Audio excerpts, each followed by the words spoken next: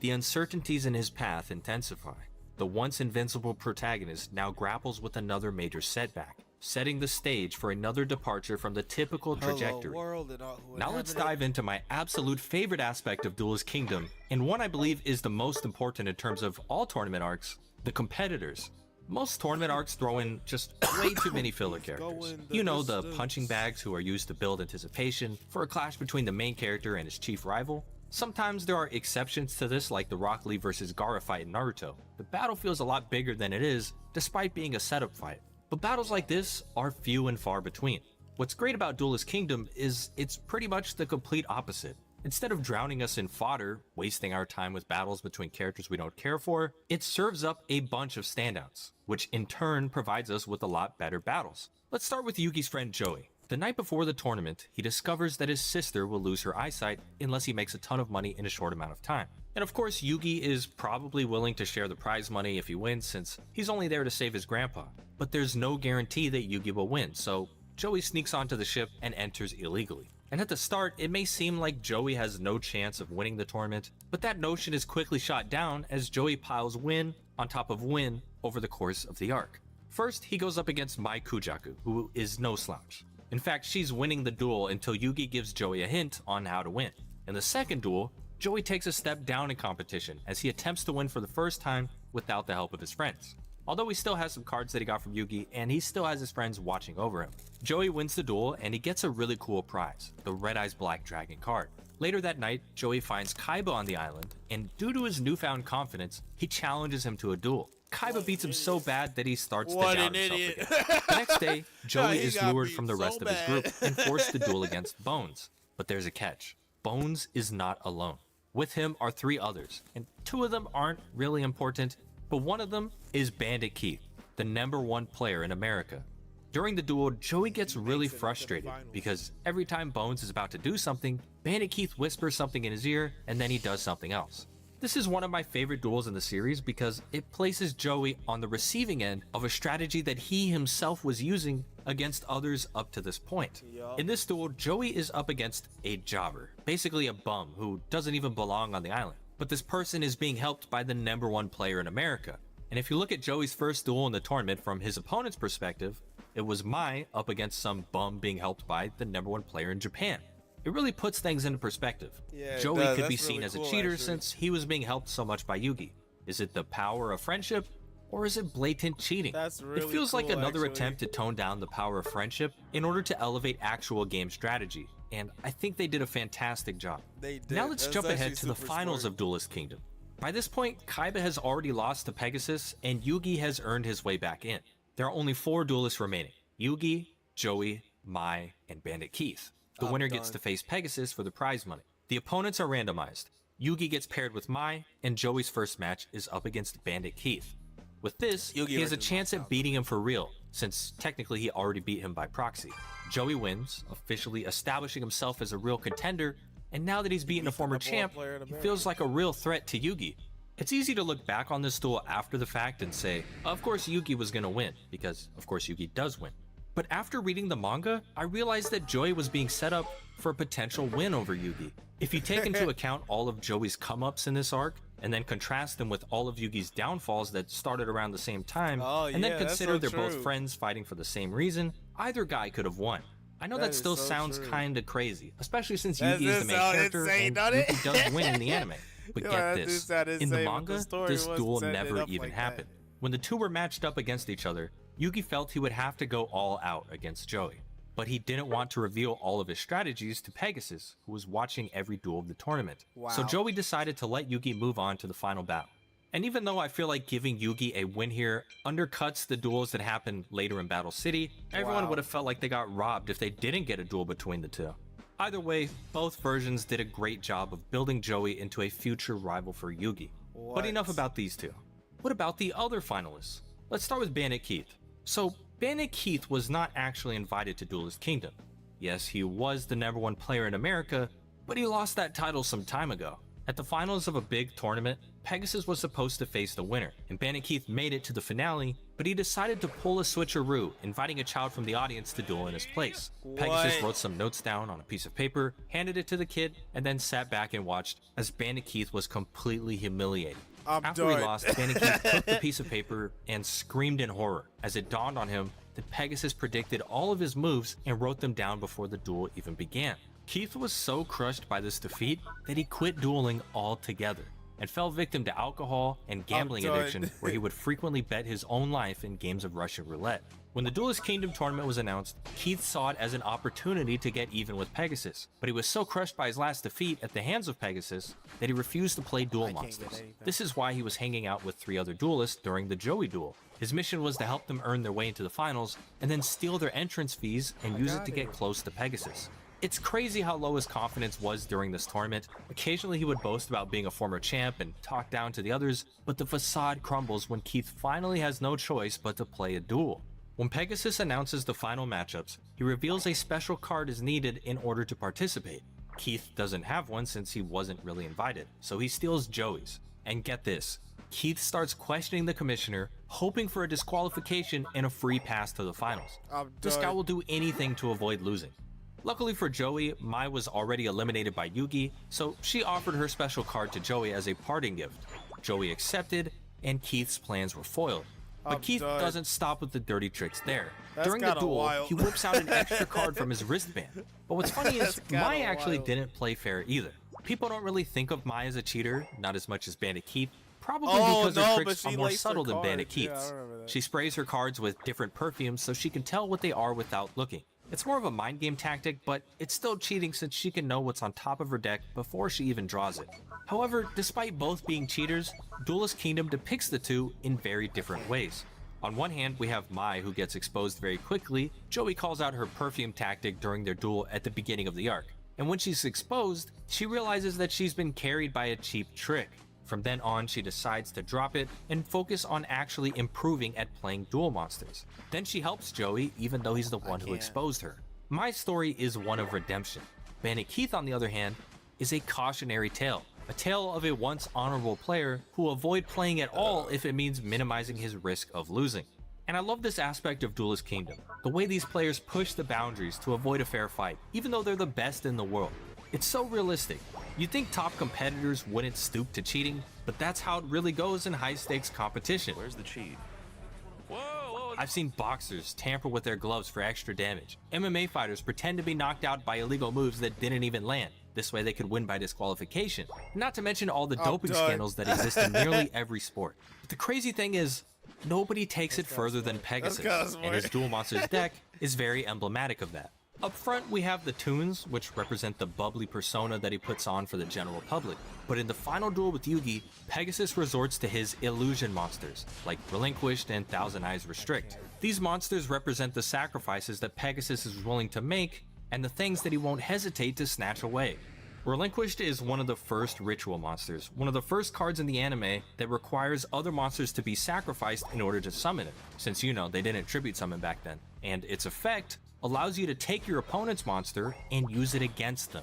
I mean, how fitting is that? Relinquished alone encapsulates the entire plot of Duelist Kingdom. But now it's time to address the elephant in the room: the rules. Even people who like Duelist Kingdom will tell you it's held back by the fact that the rules make no sense. And I disagree. Sort of. While the wonky rules may dampen the battles, I think it's important to understand the reason behind the chaos. The biggest factor is the timing when the anime aired relative to when the real card game first released. When the official card game came out in Japan, Duelist Kingdom was already nearing its conclusion in the manga, so there were literally no rules when Takahashi wrote it. But in the United States, where the franchise really took off and became a worldwide sensation, the cards and the anime were released around the same time. And most fans discovered Yu-Gi-Oh! Through the anime. That's what led to the popularity of the cards, not the other way around. This is why most of the players in the early days adopted what we call middle school rules. These were a loose interpretation of the game mechanics seen in the Duelist Kingdom arc of the anime. Tribute summoning was ignored, card effects varied from what was actually written on them, and life points were usually less than 8,000. There were some kids who actually read the rulebook which came with the starter decks, but the vast majority of people stuck with the simplified rules from the anime. This obviously changed in the years to come, but the point is, back when Duelist Kingdom initially aired, when the game was at its peak in terms of popularity, the rules weren't a priority for most viewers. The story and the spectacle of the card battles overshadowed any rule discrepancies. But as time went on, fans of the Yu-Gi-Oh anime grew into hardcore players of the Yu-Gi-Oh TCG. And with that, the inconsistencies became glaringly obvious. And I accept that this is the reality going forward. We can't just go into a time machine and reset our perception of Duelist Kingdom to what it was back then. But it's important to understand that the main goal of the anime, as is true of any other, is entertainment. Both the Yu-Gi-Oh anime and the manga are storytelling mediums meant to engage and captivate, not a tutorial on how to play some game. So while Duelist Kingdom tends to stray from the modern reality of the Yu-Gi-Oh TCG, focusing on the narrative and the characters is where you will find the best viewing experience. But those are just my thoughts. Leave yours down below, and thanks again to Manta Sleep for sponsoring this video. Thanks for watching.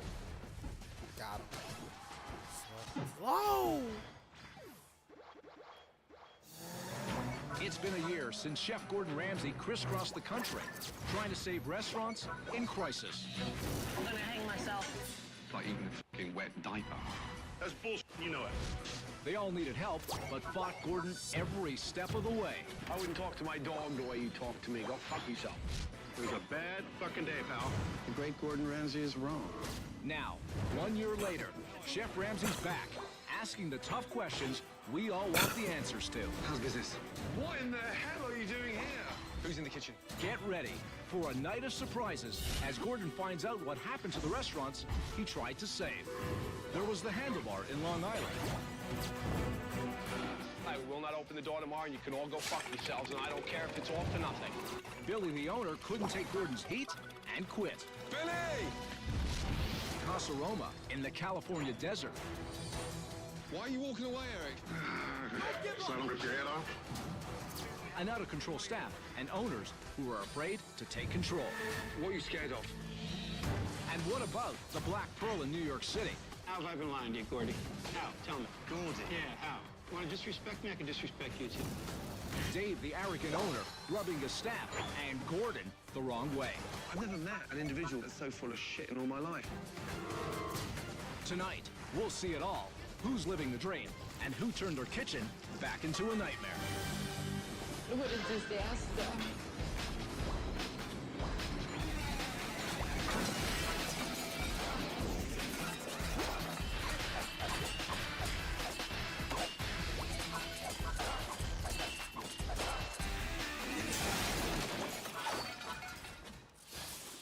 Last year, Gordon tried to turn around restaurants across the country. In a moment, you'll see how they're doing today. But first, a look back at what the Handlebar was like last year. Hey, LeBron, how can I help you? This upscale community is located on Long Island. And when Chef Ramsay showed up last year, he soon found out he was in for one of the biggest challenges of his career. Before buying the Handlebar with his wife Carolyn, Bill Leroy was a construction worker. Oh, boy. His only restaurant experience, eating out.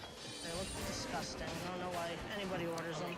As for a chef, I got them all. she hated her job. I got them all. I'm not a chef. I don't claim to be a chef. I don't want to be a chef. I'm not very creative. And the people hated her cooking. The food is crap. I think hiring me I wasn't got necessarily all of the them. best idea. Correct.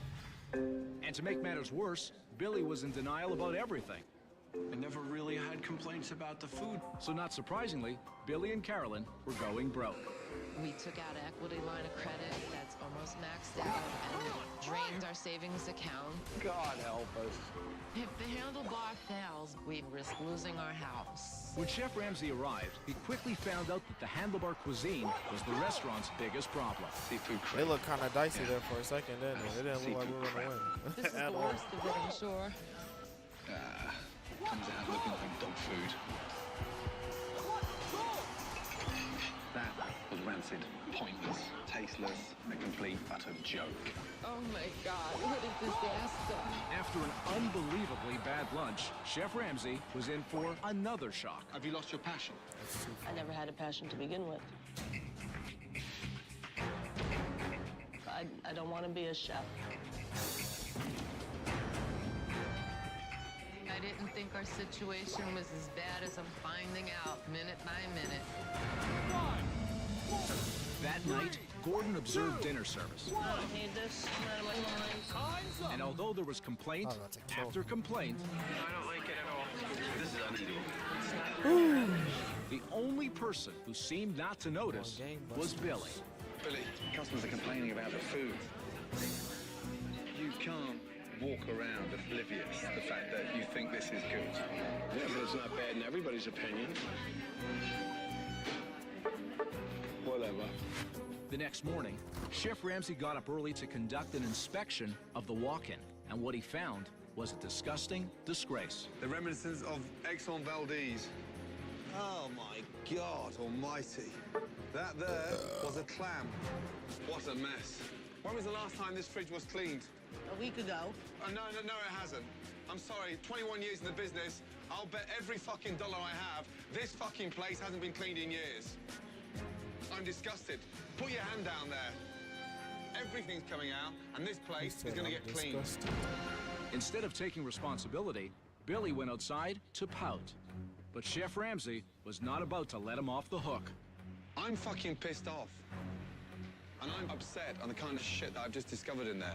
Time to drag me through the mud some more. It is what it is. You don't seem one fucking ounce bothered about it, Billy. You can't just stick your head back in the sand and ignore it, Billy. Sure you can. You're a weak man, Billy. I really I'm glad you had have. enough. Finished. Can you at least talk to me? Nope. Billy, can you talk to me, please? Nope. I have nothing to say. Billy.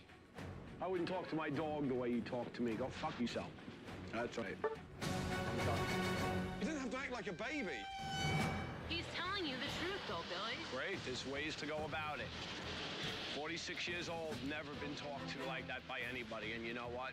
The only thing that's keeping me from fucking hitting him with a fucking baseball bat is that I'd go to fucking jail for it. I'm done. You're not the man everyone here thought you were, Billy. Absolutely not. So help me God, I will not open the door tomorrow, and you can all go fuck yourselves, and I don't care if it's all for nothing. What a weak man. Billy walked, Billy! leaving his wife Carolyn holding the bag. Let me help you. I want you to help me, but I don't know what to do. I have a job that I have to work so I can pay my mortgage. Sure. Okay. I don't know what to do. For that night's dinner service, Chef Ramsay put some changes into effect. First, he created a new house specialty. Melissa, let's do a special tonight. Some fried clams with a homemade tartar sauce. Ipswich clams. Then, he introduced a new signature touch for the handlebar. The minute the customer arrives at the table, they sit down, and we need to give them fresh, hand-cut, homemade potato chips. A warm welcome. No, those are good.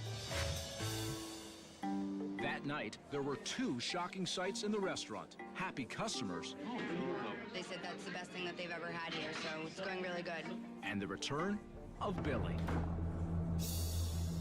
Billy, please. I love you. That's why I'm here. That's all that matters. That's all that matters. The man is one of the top chefs in the world, and maybe I should put aside the ill feelings and listen to what he has to say. Seriously, I'm pleased you're back, yeah? You're the foundation of this place. But soon after Billy's return, the kitchen began to fall apart. Killing me. Whatever.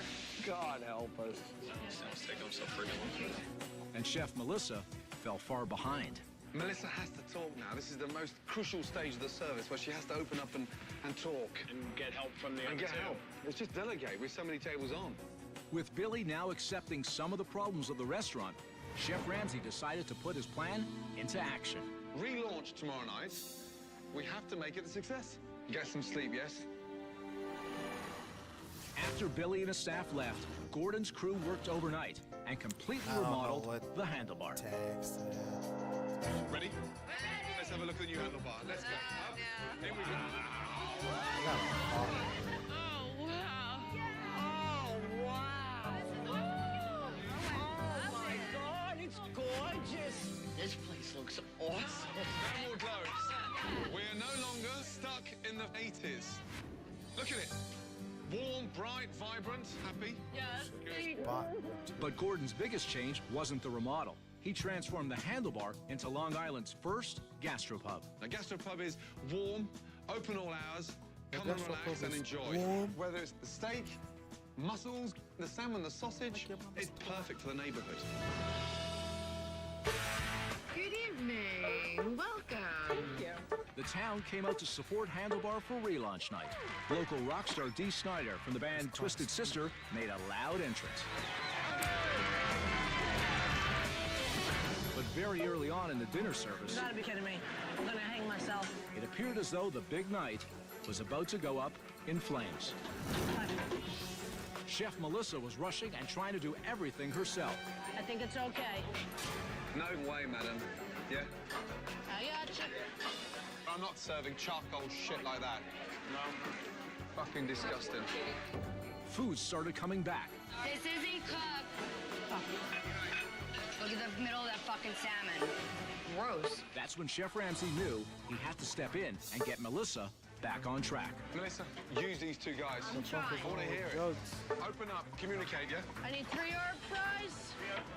We are doing real well. Let's keep it up. And for the first time since Gordon arrived, Melissa was in complete control. And as for the customers, they loved the new menu.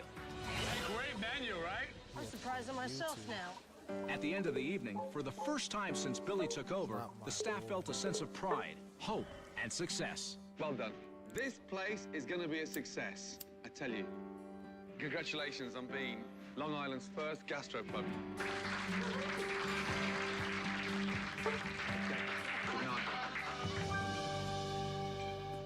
For Chef Ramsay, the Handlebar in Long Island, New York was a disaster from the moment he walked in. An angry owner, You can all go fuck yourselves, and I don't care if it's all for nothing. a lazy chef, I think hiring me wasn't necessarily the best idea. and awful food. Comes out looking like dog food. It took a great deal of effort, but Gordon managed to make an amazing transformation of the Handlebar in just a few days. Congratulations on being Long Island's first gastropub. Now, 1 year later, has Billy taken Gordon's advice, or has he reverted to his old stubborn ways? First time I came here, it was like stepping back in time. Old-fashioned decor, old rotten food. Also, one of the most stubborn owners I've ever come across in my entire life. But we changed all that and created Long Island's first ever gastropub. I cannot wait to see how they're doing. Hello, Billy. Am I pleased to see you? Very great to How are you, sir? Likewise, good to see you. Got a big smile on your face. Good to see you. Mwah. How you doing? When Gordon walked through the door today, my heart stopped. How are you both? Good. So nice to see you looking happy. Yeah, no, things actually been doing pretty well. Good. How's he been? Still very stubborn, but, you know, he's better than he was before. On a scale to 1 to 10 is stubbornness, where are we? 10. 10. Oh, it's better than 11. Yeah. This time a year ago. You think this is good? Yeah, but it's not bad in everybody's opinion. Who's in the kitchen? Melissa. Melissa. Yeah. That's great news. You know that. Yeah. I didn't think she'd be here, to be honest. You gotta be kidding me. I'm gonna hang myself. How are you? Hey, how are you today? Nice to see you, my darling. Always a pleasure. Always a pleasure. It was surprisingly not horrible to see Gordon. Last time I saw you, you told me you didn't care. You didn't give a fig. You didn't want to be a chef. I don't even want to cook anymore. Damn it. It's, you know, it's a whole new world. Showed me the light, Gordon. I'm so happy, you know that. Yes, sir. Why is everybody looking so happy?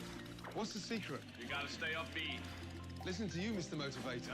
I'm a lot more confident now. I really tend to be more involved and want to see this succeed. But there's one thing I want to see, yeah, before I taste the food, is what? The walk-in, Billy. Oh, okay. Let's go in there. Okay. I ran in the other direction when Gordon wanted to go into the refrigerator because I know what happened back there last time. Oh, my God almighty. That there was a clam. I'll bet every fucking dollar I have, this fucking place hasn't been cleaned in years. I'm disgusted. Oh, my God. It's immaculate. Yep, and everything's fresh.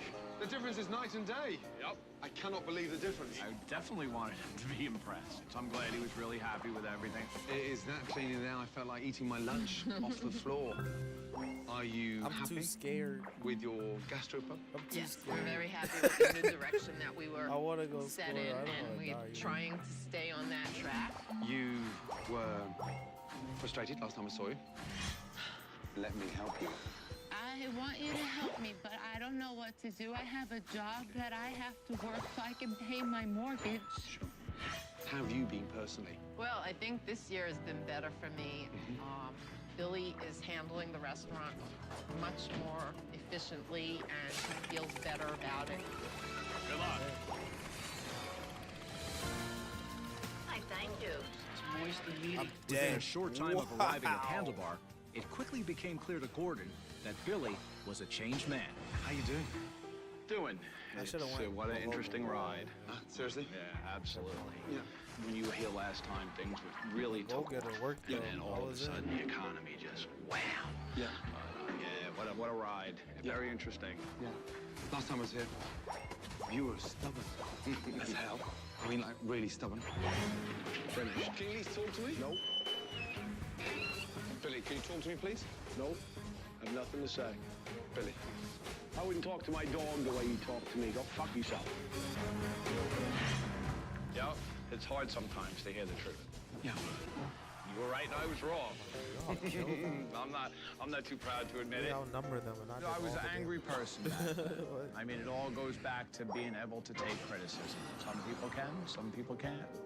I still haven't met in nearly coming up to 100 kitchen nightmares a man that was as stubborn as fucking you. I've got to say that, you know that. What made me change and click with that is that I should listen, because if I don't, I'm going to crash and burn. And there is going to be no restaurant. And I am going to be going to bankruptcy court. And I am going to be losing it all. Everything that I've worked my whole life for. Chips are here. Oh, yeah, still doing them. I can't really much say as the cooks like them because they are very time-consuming. They are time-consuming, but what about the customers, though? Oh, they all love it. I've had people ask me if we could package them and sell them. They're bloody delicious. Wow. There you are. Thank you, my darling. You're quite welcome. I And that hope is you the- enjoy. Oh, lovely. Now, That's what the is that? martini marinated filet. Oh, my God. God, it's so tender. A little bit different than the last time you had something to eat here. It really made me happy when he was happy with the food. The best and the worst moment. Last time I was here. The best moment was when I walked through the door and seen the new look of the restaurant. Oh, wow. Happy? Yes, Good. And the worst moment? The worst moment was getting all the phone calls. Billy left. Billy left. I'm done. Billy! Billy! We actually worked really well together. The fact that you've turned it around. We left the prescription, you took the remedy, and it's worked. And this is very tough out there. Oh, yeah. The economy and the best restaurants across the globe are closing. Yes, they are. In their hundreds. Yep. So for this to turn the corner and survive, we can just tread water now. Yes. These next 6 months. Yep. Trust me, it will come back. Yeah, that's what we're hoping. I was very happy that he was proud of what we did. Well done, guys. I'm so pleased, honestly. And more importantly, stick to it. Continue evolving it. Yep. Continue being the backbone. If it wasn't for him, we wouldn't have been at this point. That is delicious. I'm glad you enjoy it. Can I take it to go? Absolutely. Come here. Well done, sir. Well done. Excellent. In 20 years, this is the happiest I think Billy's been, because we are going in the right direction. I say thanks, Gordon. I think you really tried to do the best you could for us, and now it's up to us to keep it going. Unbelievable. This time a year ago, Billy was about to throw the towel in, and I seriously wondered through these tough times if Handlebars was honestly going to make it. But the good news is, Handlebars is thriving, and so is Billy. He That got his alt says a back? lot. He got his alt back? He used it. What? About an I was hour's gonna beat drive him east too. of He Los used Angeles it. sits the sleepy high desert town of Lancaster. It came out. Before I thought Chef he Ramsay lost it. arrived, Casa Roma was known for two things: bad food and slow service. Not one table's had their food yet. running the kitchen was a grumpy chef named Eric, I didn't ask you how many money you fucking drama. That's bullshit and you know it. who in between frequent smoke breaks If somebody wants me, I'm out back. created greasy delicacies like this. The restaurant was owned by a mother-son team. Gotta get this place turned. These two bosses took more orders from their head chef than they gave him. Nyla, can I have an ice water, please? Way to go. She's standing right there. Hey, you want to start on those pizzas then? Relax, take a chill. Chef Ramsay had no idea that he was walking into one of the most poorly run restaurants in America. Just out of interest, with no previous restaurant experience anywhere, why would you open a restaurant if you never worked in one? Because we're insane. Chef Ramsay then decided to do something no one else in town was interested in doing anymore: having lunch at Casa Roma. People say, well, he's a 5-star Michelin chef. Okay, so he's got 4 tires and a spare. Oh, Kiss my so ass. fat. It means nothing to me. Is that popular? No. I saw Chris Heroes. I'm not worried about him. Use his old. See what he's got. He wants to bitch and moan, that's his drama. It's actually dripping. No, I think the third charge. Fat. Ew. Outraged, Chef Ramsay assembled a staff meeting, and it didn't take long for things to get ugly. Lunch. Absolutely embarrassing. The fried sandwich. What planet are you on when you put that shit together? It was a bad fucking day, pal. Now you're Bad pushing day? it. Enough. I get it. We understand. A bad day? Yeah, shit happens. You never had a bad day. I do have bad days all the I'm time. actually having one today. Just relax, take a chill pill, reload and do it again. There's nothing edible. There's nothing edible. Move out of the way. Why are you walking away, Eric? So I don't fucking rip your head off. That night at dinner service, Nyla and Jeremy had zero control over their staff, especially their head chef. Okay, guys, listen. Worst shrimp scampi they ever had, and they said no flavor at all. You know, what can you do? As dish after dish was sent back by angry customers, It looks like it's frozen. I'm sorry about that, guys. I got him. Eric seemed to care less and less. When food comes back like that, the shrimps, you never taste it? You know, what can you do? I cooked them, After a bro. couple of I was hours just of waiting complete there for them. I chaos was like, where are and they? barely any food going out, Then they showed Chef up, Ramsay and I'm tired. had seen enough. We're spinning around and serving shit. Do me a favor, close the fucking restaurant. I can't stand any longer and watch that embarrassment. As of now, we're not going to be serving any more dinners tonight. I need the door fucking closed. That's not Forget it. Blackbeard's We're level. done for the night. This is a joke, guys. You're pissed off, you're frustrated. Forget it. Good night. Moments later, Gordon had a heart-to-heart with Nyla. Why are you employing a chef that is that incompetent? I was With looking any for chance the surviving here, get rid of him. invisible guy. What are you scared of? Talk to me. There's got to be something. Where am I gonna? I need to find another chef. So Drew, what's wrong with Drew? It shows up in Drew, my kill I think can cam. carry it It on. shows up So in my get kill rid cam. of him. Nyla saw the light and summoned the courage to finally stand up for herself. The whole thing is this isn't the first time you've let us down. I don't know. I what just you're- can't do it. I know, but I can't do it. Okay, so what do you want to do? We're gonna part ways. Okay, no problem. Okay.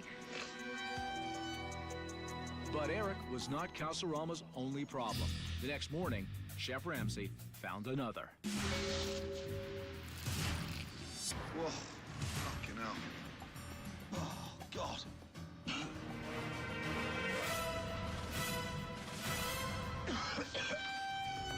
Before I go any further, I want the fucking place clean. While the staff cleaned, Gordon's crew came in to give Casaroma a complete makeover. Come through.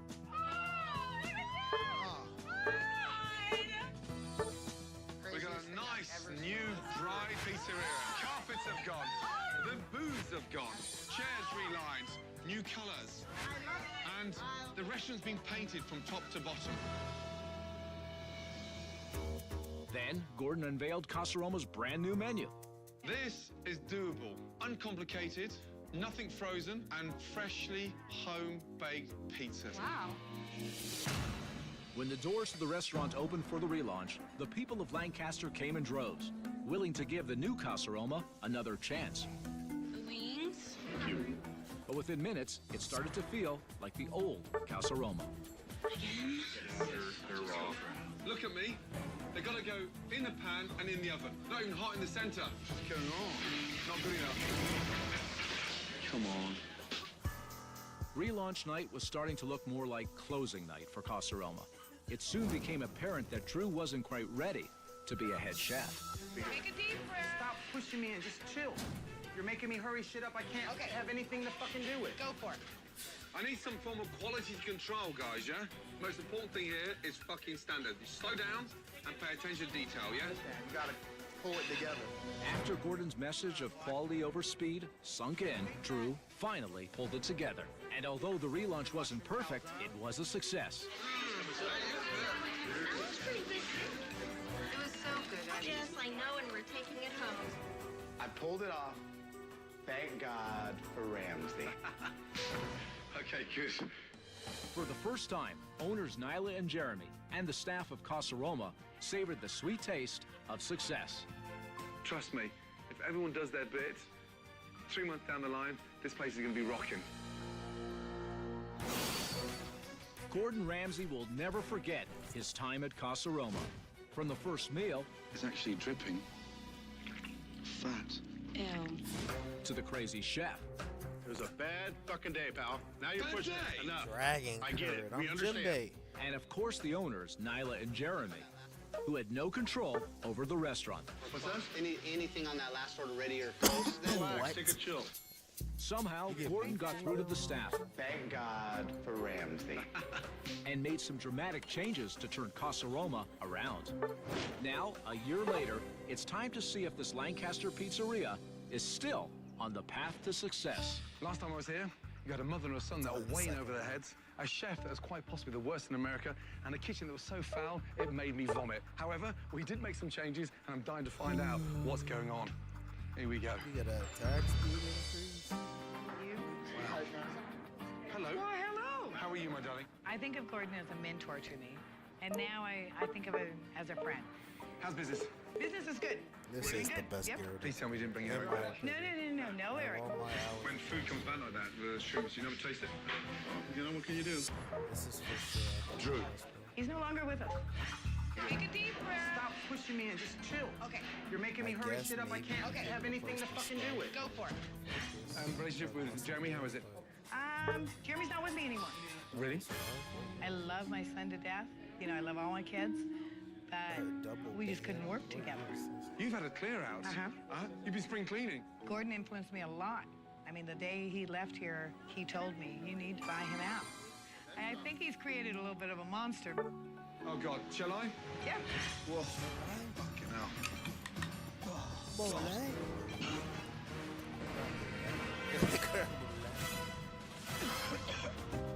Bloody hell. Everything's fresh. My God. And look how organized it is. I'm very proud of the place now.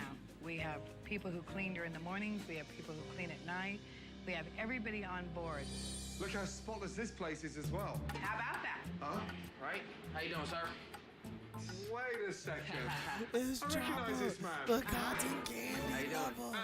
And first name is from Sebastian's. Yeah. Possibly one of the most difficult, arrogant, jumped-up owners I've ever met in my entire life. Some Yes? say that, yeah. I'm just so fucking Don't shout. disappointed. You gonna calm Okay? down? Stop Or shall I pointing get your you out finger there? at me. You gonna Are we calm gonna down? speak like men?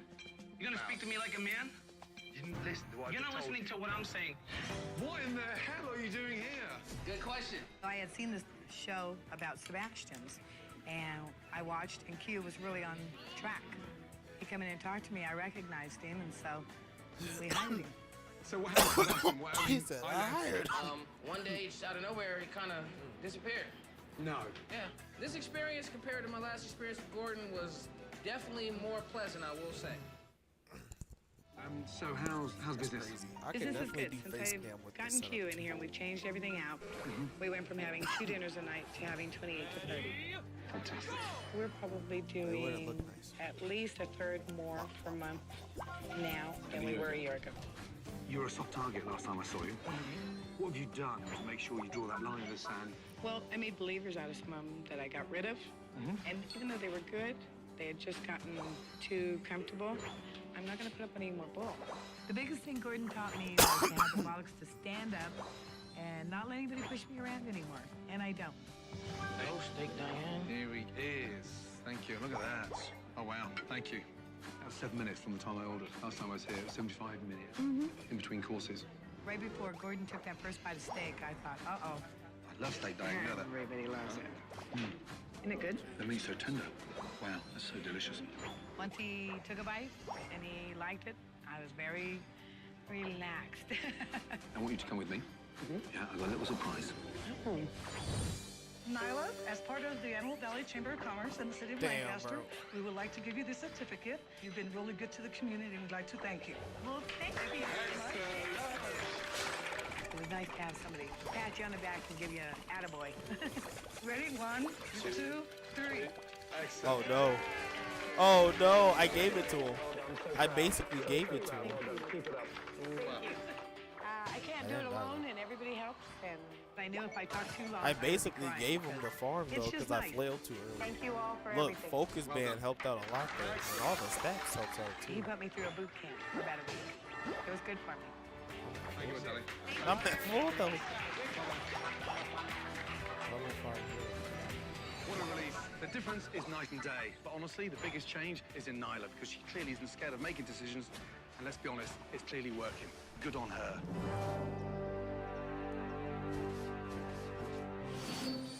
Once upon a time, in the city of Manhattan, there was a place called the Black Pearl, a restaurant run by 3 different owners. Sleepy, a.k.a. Brian, was the one who never talked. I just asked Brian, and he's like, yeah, you guys can figure it out. We always figure it out. Dude, they got work, Taka. They Dopey got or Greg work. could never make a By decision. Magic Carp Swine. They They were getting work. And Grumpy was David, who was arrogant and defensive. Gordon, the fucking truth is that I'm back there when it's busy every fucking night that I work. It didn't take long for Chef Ramsay to realize this was no fairy tale. This is not gonna be good. Dude, I'm glad they buffed My name's Steven, so if you need anything, just let me know. Thank you. I like your enthusiasm, I'm by the so way. happy they buffed the, While Gordon was pleased with the service, the food was just the opposite. Horrible. It's like eating a fucking wet diaper. That night, during dinner service, the customers agreed with Chef Ramsay. The food was inedible. Leave this baby roll. I need an order of fried shrimp. This one was undercooked. I'll take this back. Gordon quickly realized that one of Black Pearl's biggest problems was the quality of the food. What do you smell, Phil? It smells old. You seem a very relaxed man with your restaurant. What do you want me to do? I disagree. It doesn't smell bad to me, the fish. I've just given a piece to your chef. Yeah. The piece was stinking. It wasn't stinking. No. You're blind, my friend. If you're not blind, you're fucking clueless. You know that? But that was just the Why'd I beginning. let Gordon go? discovered that the Canadian lobster Why'd I was let a go? flop. I didn't want to. They look Canadian lobsters to me. I wanted to maximize, but like, I mean, it's not bad, but like, if they died. Tell me about the passion with the Damn, lobster. bro. That would have Are been you so aware that sick. The lobsters in your fridge are Canadian. Why'd I let Same go? waters, North Atlantic waters. Tell me, is it a different animal? Why'd I let Maine is a Canadian lobster for you. Martis americanus, same animal, right? go? Americanus. They're not from Maine. No, it comes from the same vendor. What's wrong with this guy? Holy shit. The next day, a staff meeting quickly disintegrated into another battle between Gordon and David. David, why haven't we got aprons? They know where the aprons are, they just don't choose to wear them. But why can't you say it's policy to be in an apron? Kat, it's policy for you not to have a drink here after your shift, but you often do. David, show the girls some respect, will you? In front of everybody, why can't you answer the fucking question? Thought I did answer the question. Do you know what I've just discovered? You're so full of fucking shit, you'd make a great politician, you know that? Confused by 3 different directions from 3 different owners, Gordon suggested a staff vote, and they elected Greg as the general manager. I'd definitely like to give it a shot, for sure. With the new leader in charge, Gordon went ahead with his plan to give the Black Pearl a complete facelift. You ready? Let's go. Everything is uniform. Much better. But Grumpy David was not impressed. David, what do you think? Column should be yellow. 7-7. What the hell? In order to add some excitement in the dining room, Gordon shipped in an appropriate surprise. Now, I promise you, you'll never find another machine anywhere like this in New York. And David, I promise you now, this is from Maine. And of course, if they catch it, they eat it. Does it blow me away now? In spite of David's negativity, Chef Ramsay was working hard to turn the Black Pearl around. Right, 2 chowders, yes? Manhattan clam chowder and New England clam chowder, yeah. The lobster roll, Black Pearl special. And it's going to be toasted on the inside as well, okay? So it doesn't go soggy. And then we go to the Boston cream pie and a waffle sundae. What if I score? But David, as expected, was still grumpy. You taste the ceviche? So good. Not very good. Punk. I don't like it. Score your little baby points and run away. I'm a warlord. I'm a pirate. On relaunch night, with Greg running the show, David and Brian came to eat and mostly criticize. The lanterns, just things are terrible, especially put candles. The evening was a big success. The lobster is really good. Nice and buttery. Every table was happy. Well, except for one. Service sucks here. Kitchen must be dirty. After dinner, while the staff celebrated, Go! Chef Ramsay made one final time, and that's when the gloves Dude, he's came on off. one. They're both on one. I did everything. Get your money out. I did all the Yeah. work. I did all the work. All right, well, my advice would be for you to disappear, and the sooner the I better. I've never met an individual that's so full of shit in all my life. How have I been lying to you, Gordy? How? Tell me. Gordy. Yeah, how? You want to disrespect me? I can disrespect you too. But tell me how. Tell me how I've I'm been not lying to you. disrespecting, I'm telling you the truth. No, you disrespect me because you don't know the truth. You're just massaging your fucking ego. You're wrong. The great Gordon Ramsay is wrong. You don't get it, do you? Fuck you, Gordon. Of course I get it. This restaurant has every chance of succeeding, but not while you are in it. Why don't you come back in, and you know, I'm sure you will, and see how it goes. Yeah. In Manhattan, the Black Pearl was under a black cloud, I'm about $4 grand short of payroll. and the Prince of Darkness was an owner named David, Does it blow me away now? who never appreciated anything that Chef Ramsay had done to turn around his restaurant. You're wrong. It seemed I all love he wanted Gyarados. to do He's always was ready fight. for great a raid Gordon fight Ramsay too, is because wrong. you get your own soul. Dave must have been the most They're arrogant gonna restaurant nerf owner Gyarados. I've ever They're met gonna in my nerf entire his life. rate. And guess what? He is no longer a restaurant There's, owner. As I predicted, the Black Pearl is closed. Kaput, finished. Damn. Hello. How fast it charges. How are you? I already know it. Gordon, nice to see you. Damon Dell, nice to meet you. Damon Dan. Lisa. It's changed, that's for sure. It certainly has. Yeah, Black Pearl disappeared. Disappeared. And the name is... The Hot Pit, New York City. Congratulations. Thank you very much. Did you meet the owners? Yes. Yes, we did. Oh, Jesus. Sleepy, grumpy, dopey. Let's not go there. But Warlord, they I'm weren't not really seeing. running their place properly. More Where are you importantly, going? business is going good. Very good. Going great. I'm so pleased it's doing well. Any chance of having a little taste? Yeah? I'm going to take a seat and wait for my lunch. Warlord of the sea. Last time I was at the Black Pearl, there was only one person in here that actually told me the truth all the time. That was Steven. So I'm going to give him a quick call. He auto-aimed at me. Oh, wow. Thank you. Pulled pork sliders. Thank I you. don't have to fight you. I don't want Smells to. amazing. That's good. Steven. Chef Ramsay, how are you? I'm good. Good to see you. Nice to see you. Sit down. Thank you. What a shock. I know, right? Unbelievable. What happened? Everything kind of went back to the way that it was. The menu slowly reverted back to the old menu. No. All right, so what did you think of the main? Pretty piss poor, to be honest. I'm going to stop there. Thank you, Stephen. Usually when I leave an establishment, after putting all that effort, time, money into it, the owners leave excited. Yeah. Not Dave. How'd I miss? What did he say after I left? I guess you left a bad taste How'd in I his miss mouth, my but damn nobody drink? likes being told that they're wrong. I got invited in. Dave asked me to come here to turn this place around. He's not going to take the advice, then... That's what I told So him. be I was it. like, I'm like, remember this That was was your some idea. beautiful You games. can't be mad or you That can't was be some angry when beautiful it was games. your idea to ask Beautiful. for help. The only time I saw him after he left was beautiful when he gameplay. had the staff meeting telling us that the restaurant was sold. Did you know how far behind it was in terms of I rent? mean, I My haven't last seen paycheck any of the from them, pros no. play Gyarados, Unbelievable. but I mean, think Damon I'm even sold your great. lobster tank. That's all I'm He saying. sold the lobster tank. Yeah. I really do I promise believe you, you'll never it's find cooking another or machine something. anywhere like this in New York. Surely you need a bit more. You're looking a bit skinny. I'm sorry. Get your ass in here and get some pulled pork. Would you like to try one? Until they Sure. nerf Gyarados. Please help yourself. Mark my words, they're nerfing Gyarados. Nobody can have Isn't fun that in delicious? this game. That is really good. Nobody can have fun You in this dating? game. No. It takes No? too Still much single. skill. People don't to want do what I'm relationships doing in the right city, now. I've realized. Already? And Gyarados is They just just wanna have good sex. enough with stats to pull all of it off. I'm cool with that. Look, Just everybody's don't like, lead "He's me so on." good. Oh my god. He's the only reason we won. I'm like, I know. So you like the pulled pork? Yes, I do.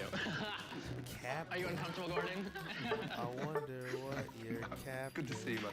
Thanks, nice seeing you too, Gordon. Thank you Thank you so much for coming back. Thank you. And I'm so sorry it didn't work out. You know, we tried. We tried fucking hard. Yeah. Because here we are now. 6 months later, this place is doing phenomenally well.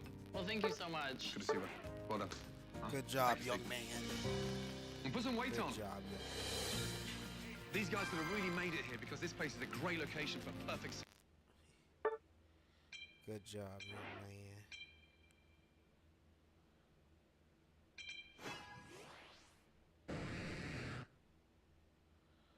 You think everybody will be mad if I use their videos in my live stream that I make no money off of?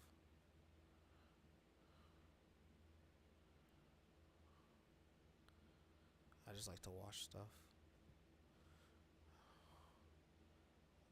Gotta get back to those classic YouTube days. I don't even look at like the team building. I just play Gyarados and do my thing and work with whoever's around me.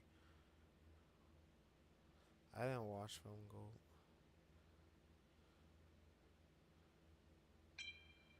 King of the Hill facts. Why do people like stupid facts? I never understood that. I hate stupid facts.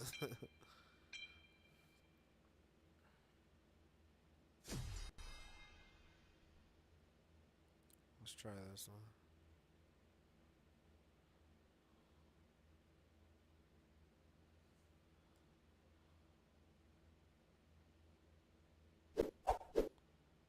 Hey everybody, welcome back to VGC Regulation G, where today we're going to be using Dialga Origin form. I know, this is not like...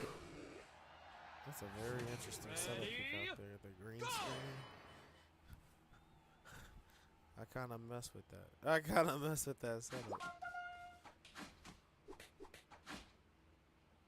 What?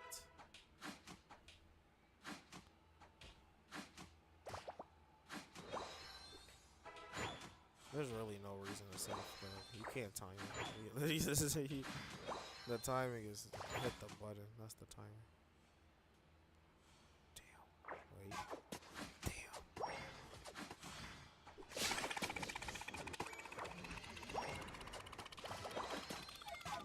I got it.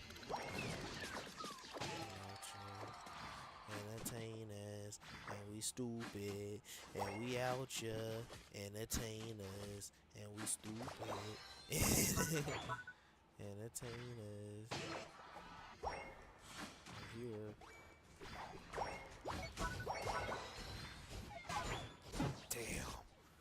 Damn. What are you supposed to do? Alright, let's watch some Liam. 2 minutes ago. 2 minutes ago. So he can't be mad, right?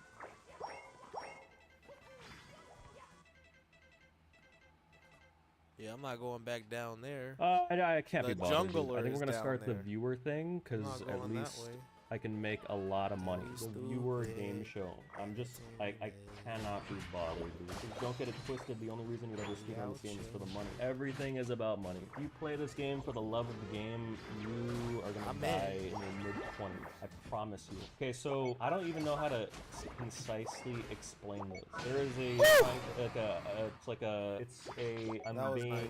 I'm starring in a game show. You understand? So Blood is And we're hurt. hosting this and is gonna be This like, is do awful. these things. It's just so fucking bad. Yeah, it's like Santa Simply. You guys know Santa Simply? Santa Simply went into Mario streams and was like, get 3 good Vanish caps in a row, bang, here's some money. That's a good way to put it. You couldn't explain that? No, because it's hard. Alright, I'm joining the call. I killed him. Yellow. He was effing dead. Nani? Yellow. Very bad. There was Oh, nothing I shit, could do. no. There was nothing I could do, bro. I could have Yeah. shot Dragon Breath, but like, Essentially, where would I shoot? This is gonna be a I series can't of believe 10 I couldn't kill challenges. him. If you succeed at them, you can get anywhere from $5 up to $100 Dude, I was in per every challenge. major So fight there's 10 challenges in the early in game, total. Every time As you Magic Card. fail I was at a cooking challenge, them you too. get 1 X. You get 3 X's, and the game's over. With that said, if you get through all 10 challenges, I did not want to you go get that far. 3 X's. You have a chance to do one more I did. final challenge. I did. If you Maybe I succeed could at have go that, getter and you'll got pushed double in. whatever Scored. amount that you've won currently. That was tough. Oh. With one caveat, if you get through all 10 with no fails L, then not only can you double it, more than double 10 it. times? Well, not quite 10 times. Oh. I heard the word million thrown out earlier. Unfortunately, we can't do that. We'll at least multiply it, by a good 3.14 times amount. So we'll walk out the amount that Liam wins. We're going to essentially pick one lucky viewer, and a viewer might win up to $1,570 Magic as well. Card. But yeah, the left side generally going to be tricks. The right side is generally going to be speedruns. Everything makes sense, or I think so. All right. Should I pick one now? Let's go ahead. do. Let's work bottom to top. Let's do like left 5. All right, so first challenge, left side for $5, Super Mario 64, Super Mario Jeopardy question. Oh. Test how much you know of the game you've been playing for years. I'm sure you know every in and out about it. So here is the question for $5. This Condor's name fits it very well. Debuting in the Nintendo 64 Classic, Super Mario 64. This bird is prone to stealing hats, Oh. especially from Mario. Who is Klepto? Let's see, is that the answer? All right, just like that. Oh. Good job. Let's go. I will do other $5. All right, let's do it. So this is a speed run. So this is Frosty Slide for 8 red coins. So challenge ends when you get an X-Cam time of 38 They don't have seconds, 38.83 seconds or less, or when you fail. What is a fail? It's either going to be when Mario dies, if you reset or load a They do save not state, have or pads, bro. if you do not grab the star within the I swear required to shit time. ton. To make it a little fair to you, we're not just going to throw you in. You have the Gyarados option to and have 2 Regieleki. practice attempts. The A original practice Batman. attempt has to be called beforehand, so you can't get to the end and realize you're not going to make it and be like, oh wait, this is practice. But can it go the other way around? Can a practice count to real? No, as you can see, this last rule right here, if you call practice attempt, it does not count towards failure or success. This is insanely hard. This is a star that can so easily go. If you make any mistake, you can't make this time. I'm not complaining. I'm just saying. But all right, I'm gonna do one practice. This is a practice run. Sounds good. Can I call it midway to change it to? Okay, never mind. Hold on. Got him. Practice. Let's go.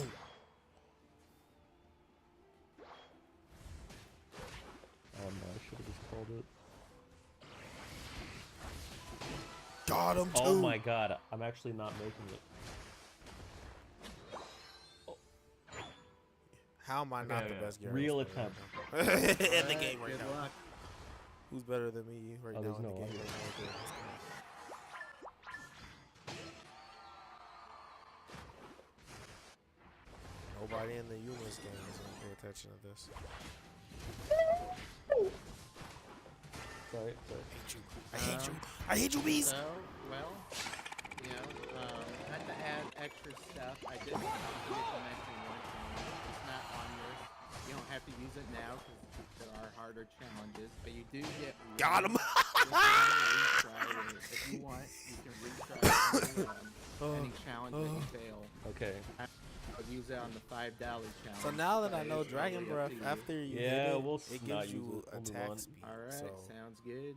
Unfortunately, that will be your. I should first actually Dragon X. Breath first. Oh my god. We'll do 20 know it does left. a This shit next ton of challenge will be chip clip 3 times in a row. I get practice. Yep. So you get 2 practice attempts. So same. It's gonna be pretty similar to lobbies. Should note that you have to start from basically where you just start for each one. Okay. I'm doing my second practice run. Guys, we're friends with the pirate king. Let's Don't look let's so do sad. the real run, I guess.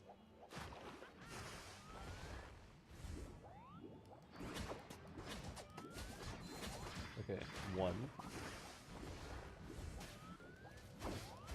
2,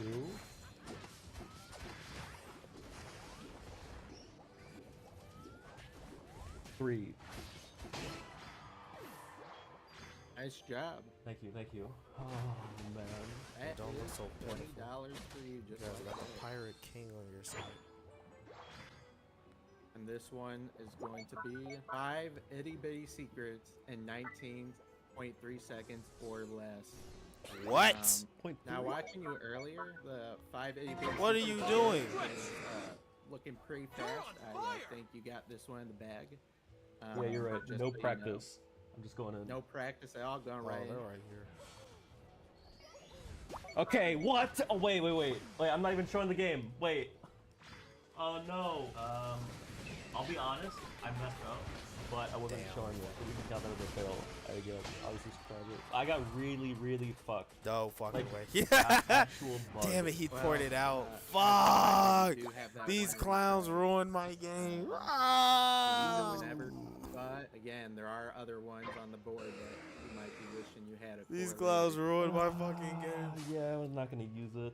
At this point, you have one more X left. You definitely gotta be a little more careful. There's still plenty of challenges left.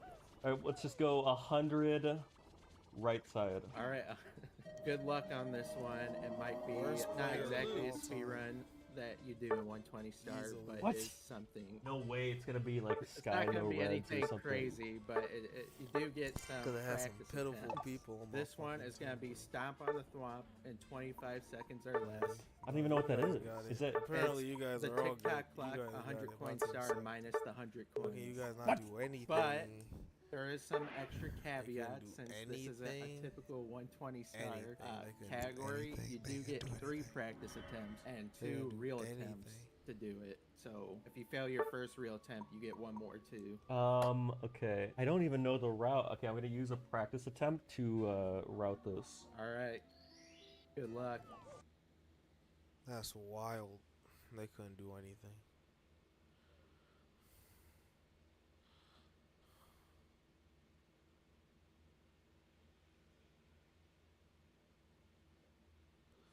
This speedrunner scammed me.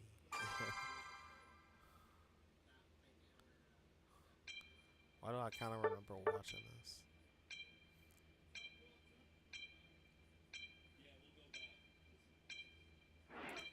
This is incredible. Ridiculous.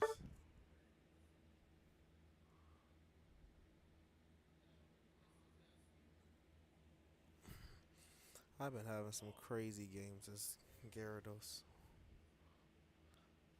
I would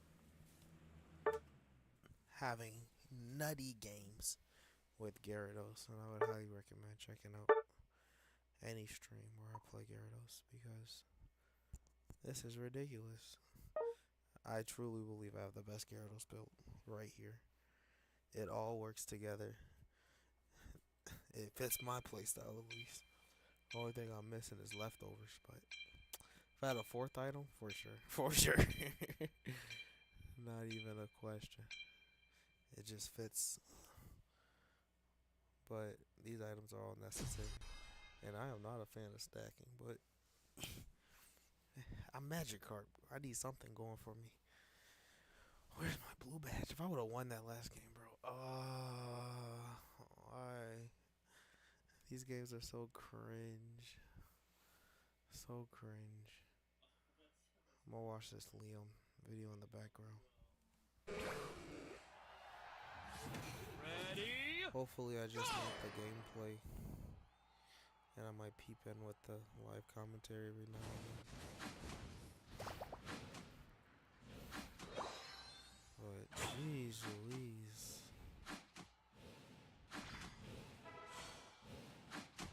Fuck me.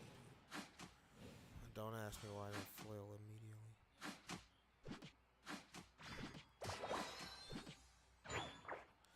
You gotta go score. They're both out there. Oh, it's Mewtwo.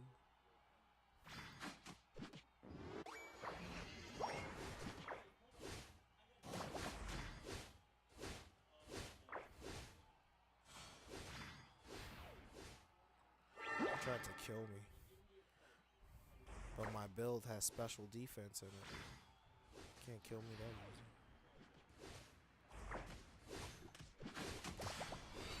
How did I miss?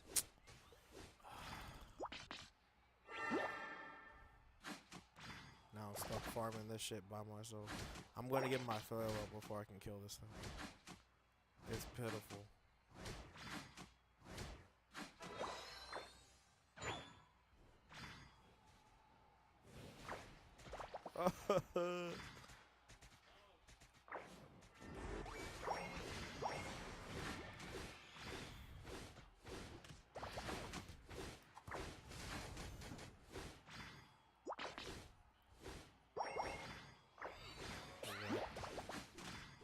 What? I'm like, why are they over here? Why are they over here? Come on, bro. Just a moment. I like how you get both your moves, too. Yeah, this is so good.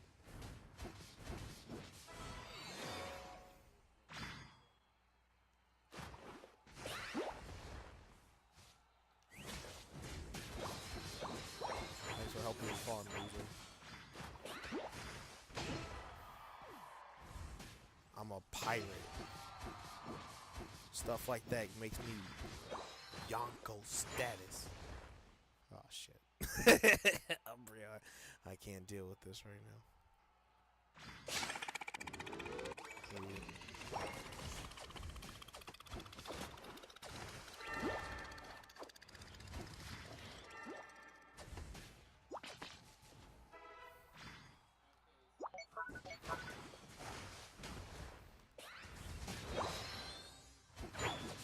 Thanks for helping me farm, idiot. You don't want to fight me, though.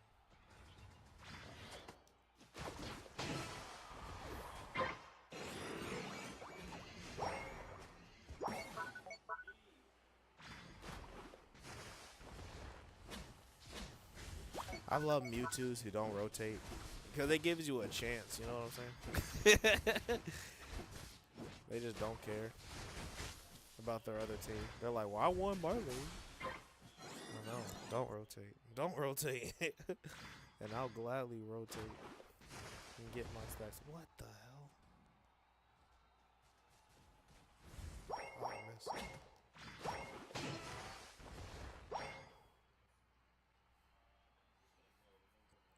They let it walk. I'm going for it.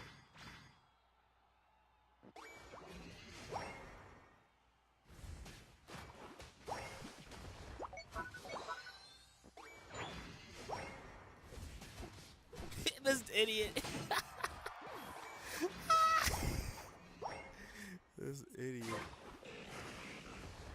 Complete moron.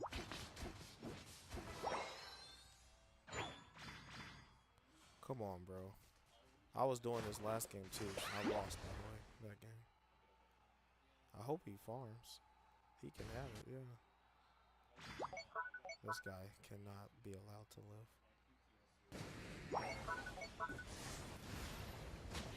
I fucking almost crashed again.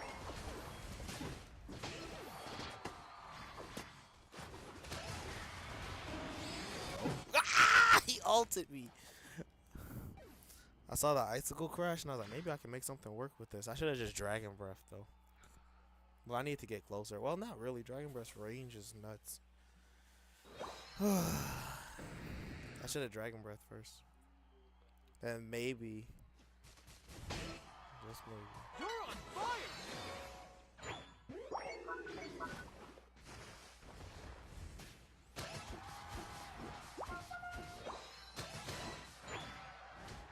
He has his ult.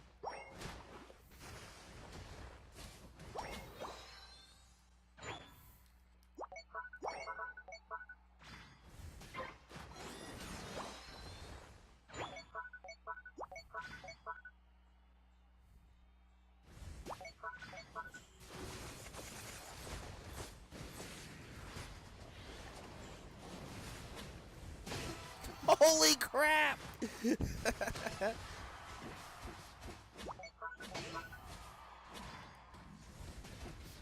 That was crazy. How did I know to go on the Mewtwo? Oh, I just know. Idiot. Baka.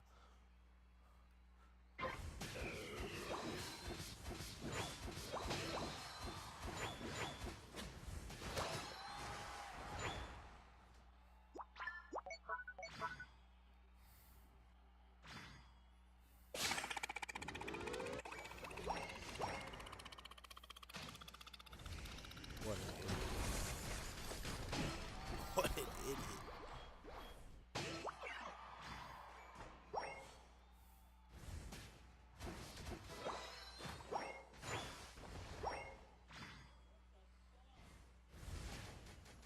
What a moron. I gave them a chance. Ooh, they died.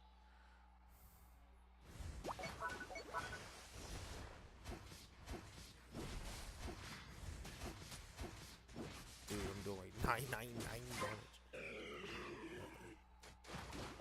You're on fire!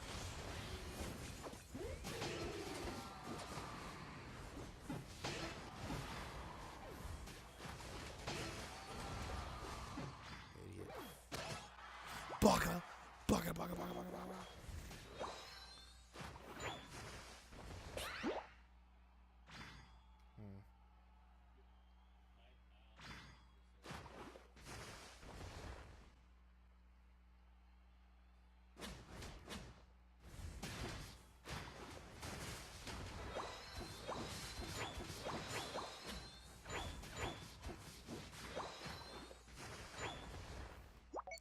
Look at that, bro. One set of bees. I'm in it.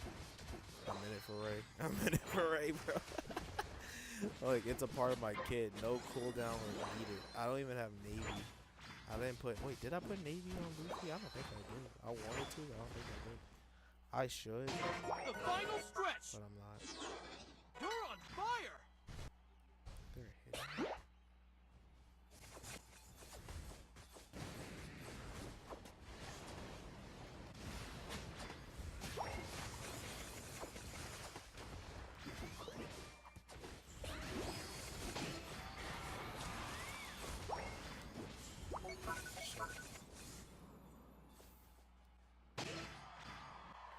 I did my job, bro. I did my job. I got my whole back, bro.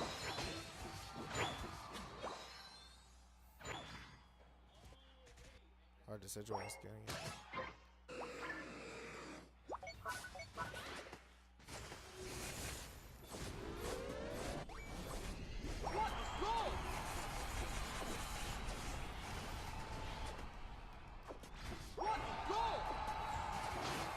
Idiots. Idiots.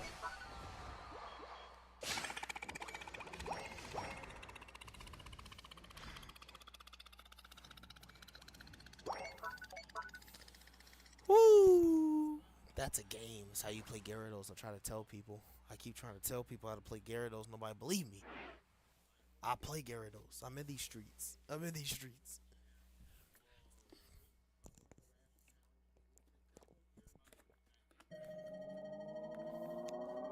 You win! How did I not get MVP? I did 102K. He did 103K. What the heck? We both were going kind of crazy on him. We were both competing. I took more damage, and I healed more. And I scored more. And we got the same number of kills. And I got more assists. We tied. We actually tied for MVP. And I'm higher level. I should have won because I'm higher level. I got MVP on that one. Doo-doo, doo-doo. How they make MVP makes no sense. How they rank it, it makes 0 sense. And that proved it right there. I literally did better than him. He beat me on damage, that's it. But I got the damage medal. Look at these games, bro. He still burns. I think we surrendered that one. But I won that one. We lost that one. And I won that one. And this one. Okay, don't look at that. But look at this. Bing. 348.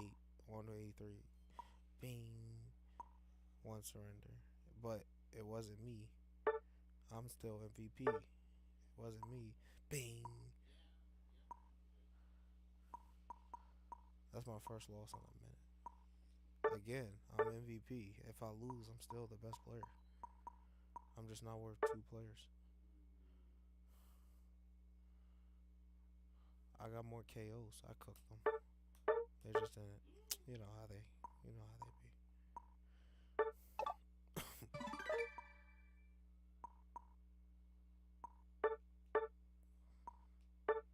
They got 61%. Get on my level, beesh. Get on my level, beesh. Get on my level, beesh.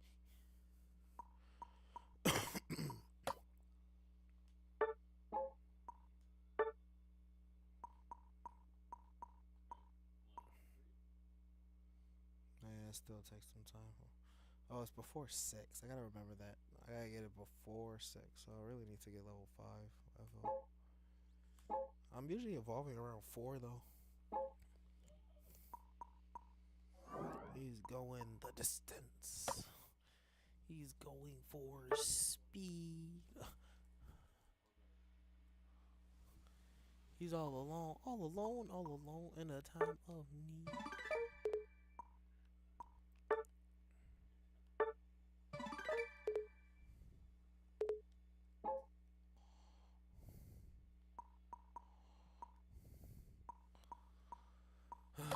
Not yet. Lucky? Not lucky.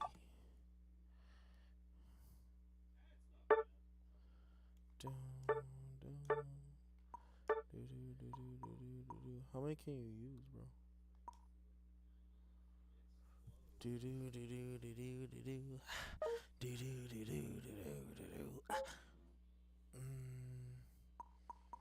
Well, she's going the distance. This thing is the most rigged.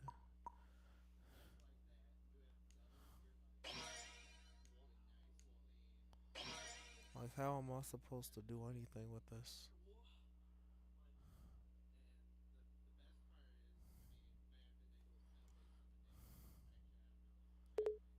Now it says 21 days, but the next prize update is 23 hours. Like, what is this? What's the point?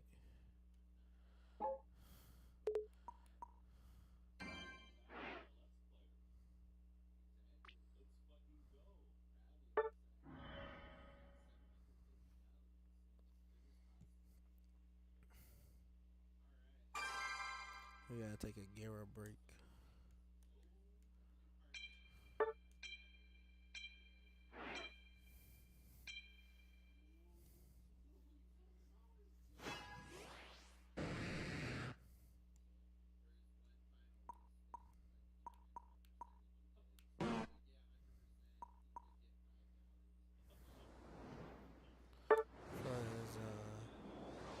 He's going the distance.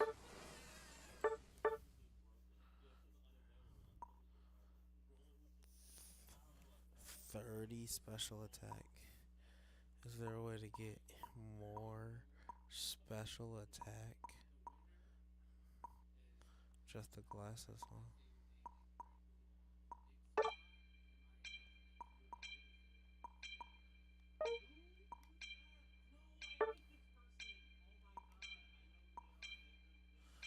I never know what battle item to run, bro.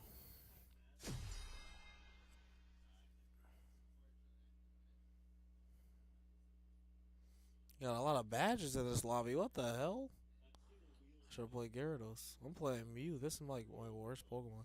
Maybe I shouldn't have went into ranked. Yes, that's smart. I should not have done ranked with Mew. Mew is not my ranked name. So now I have to play like super safe. Super. Sure. I'd rather lane with a defender.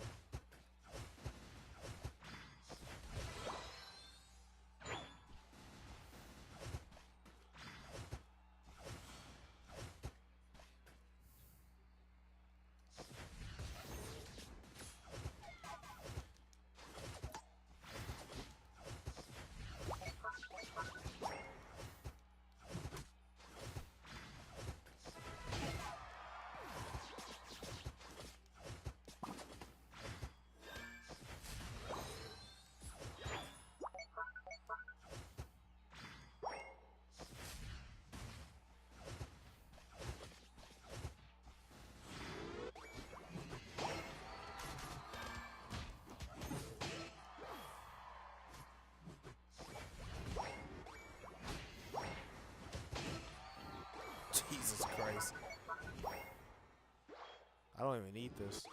I just want the XP.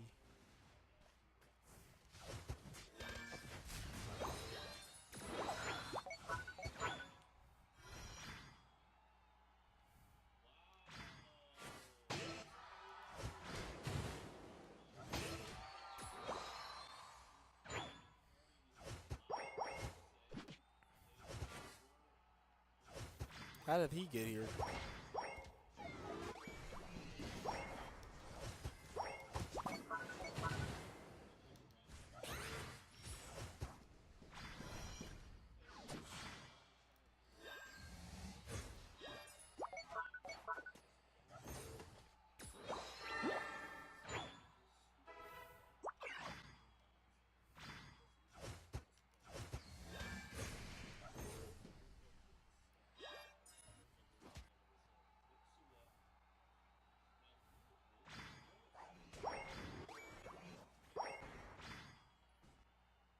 Wow.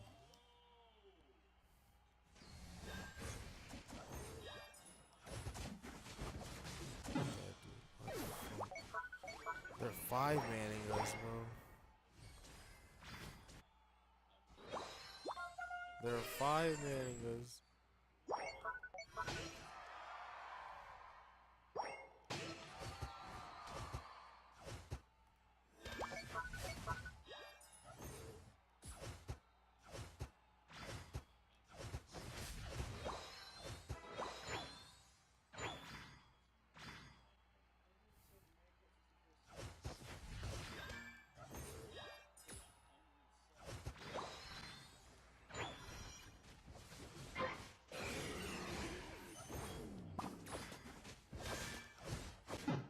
Jesus Christ.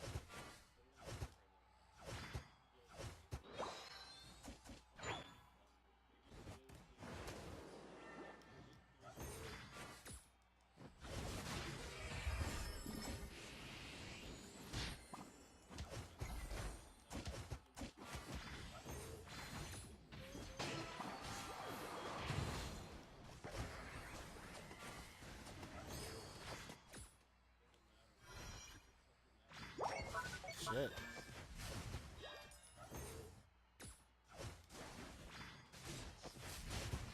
Shit.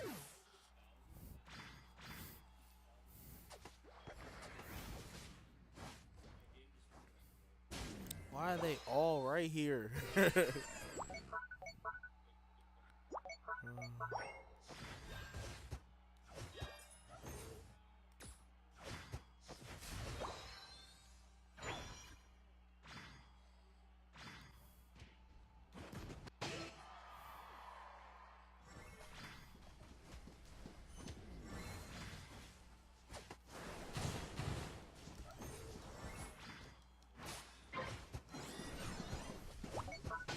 I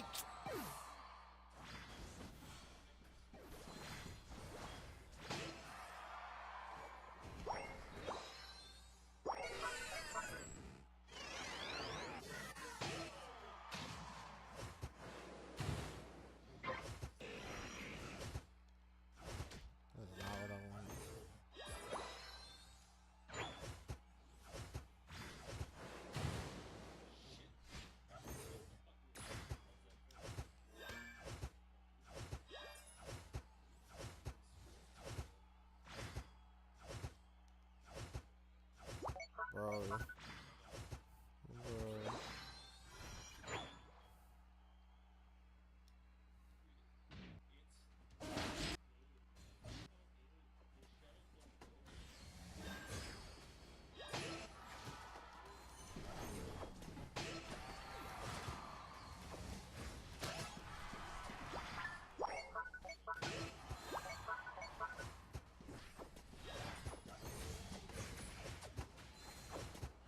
that worked out.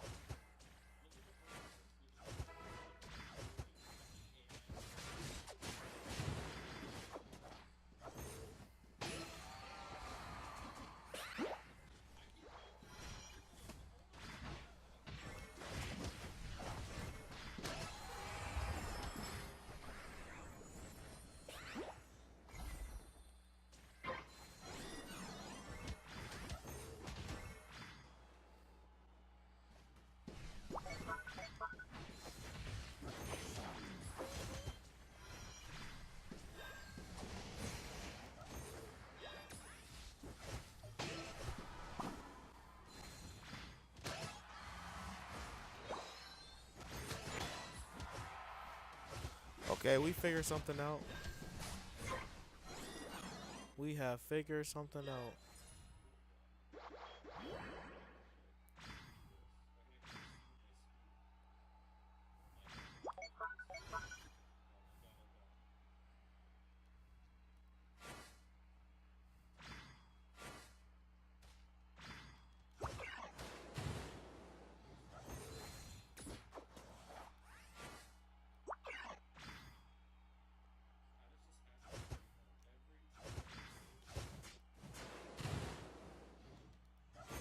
The final stretch.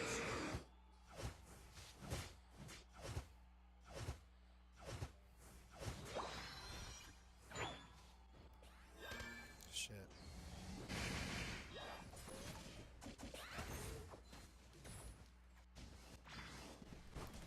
Shit.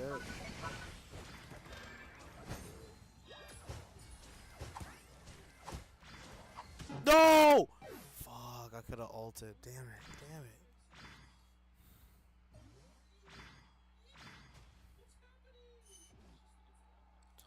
Now, 100. Damn, we're losing. It's... Oh, we don't know.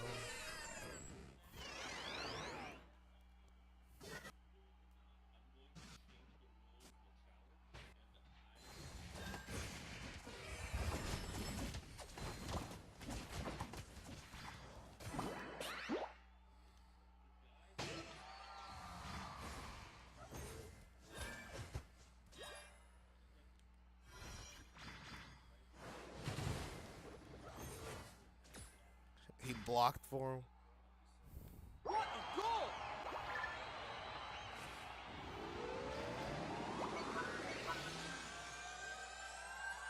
I'm in too. What a goal! Yes. And I was scared.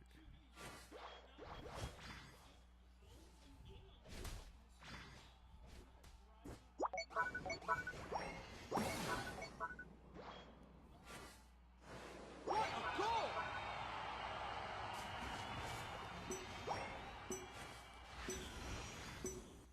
5, 4, 3, 2, 1. Time's up. That was crazy. That was some crazy stuff.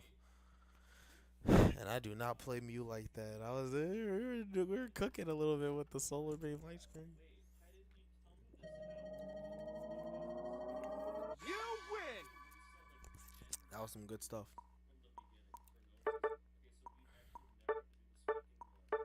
Oh, everybody came in clutch there. That was a real pirate crew. That was some good stuff. I did 7K. Yeah, 120K. 85K, yo.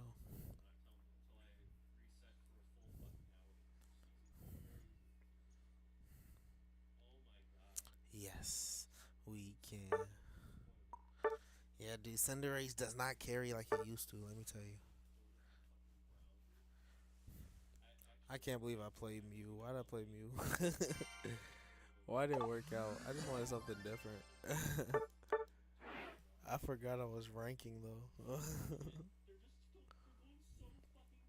And I made it work though. That was crazy. I don't even want to play Mute no more. I could have replayed it and do rank again. 3 more games. 3 more games. More games. I have 3 more games. Yo games. 3 games. I have 3 more games. Till I hit Masters.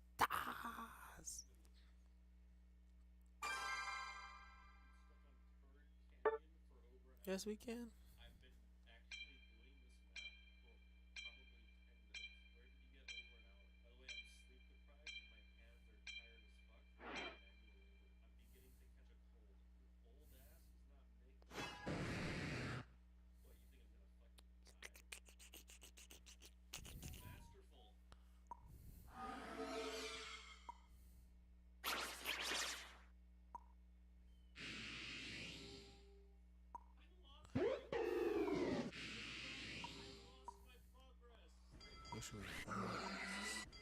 Dawn? Wait, I played with this guy before. Dawn YouTube. I've actually played with this guy before. I don't even know who I want to play. I should not have. Keto. I should play Defender. Oh, he's playing Defender.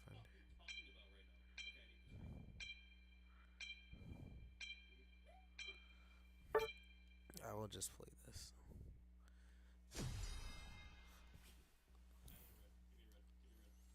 Yes, we can. You can. Let's listen to Anomaly.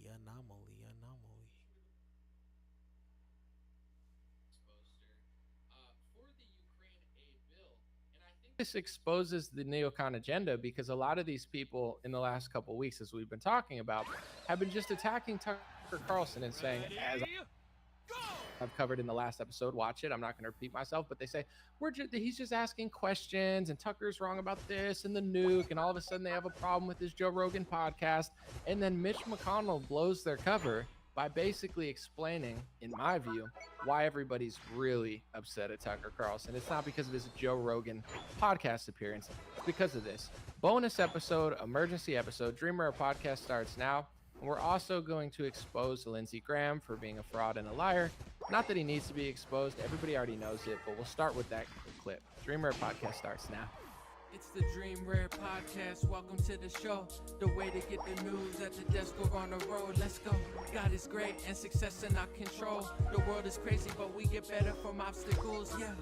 What's going on, everybody? Appreciate you for being here. So let's go. Yeah, we're live again. And I want to show you this clip real quick because this was brought to my attention. I want to give credit real quick. Hold on. Let me see who I saw this from. And I chopped it up a little shorter. His name is Greg Foreman on Twitter. I like his tweets. I gave him a follow a couple weeks ago or a couple months ago.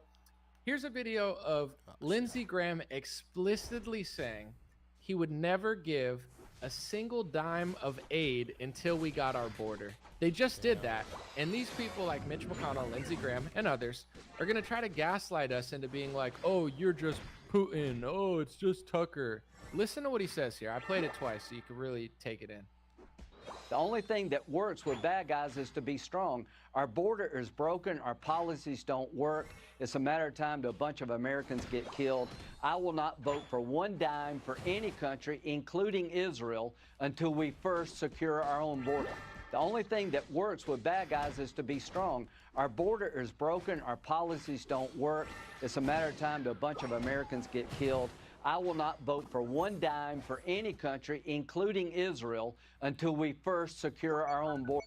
You could just see the lack of soul in his eyes. They say eyes are the window to a soul. Lindsey Graham has none. But anyway, I'm going to quote him.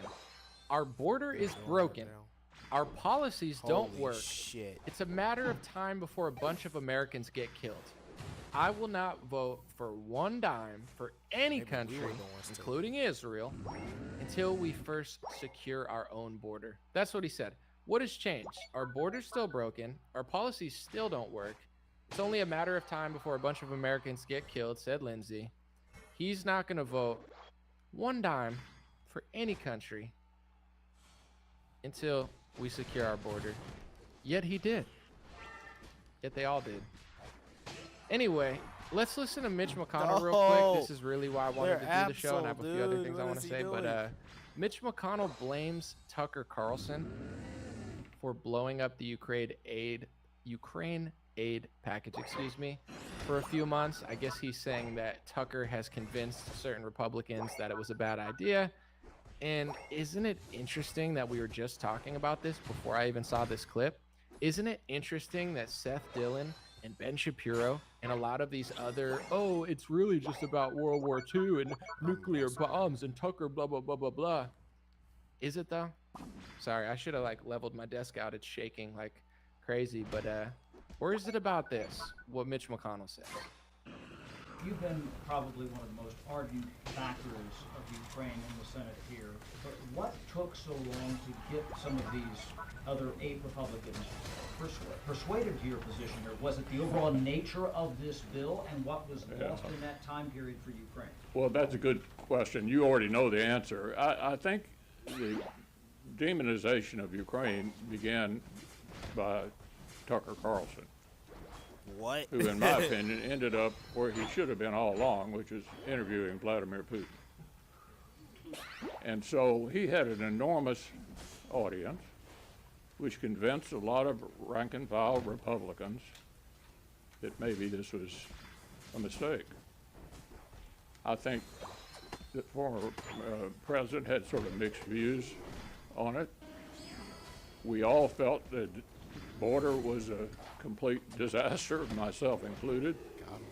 And Chad, you remember covering the phases we went through. First, there was an effort to make law, which requires you to deal with Democrats. And then a number of our members thought it wasn't good enough. And then our nominee for president didn't seem to want us to do anything at all. That took months to work our way through it. So we ended up doing the supplemental that was originally proposed, which dealt with not all problems. It didn't solve the border problem, but certainly addressed the growing threats at the moment.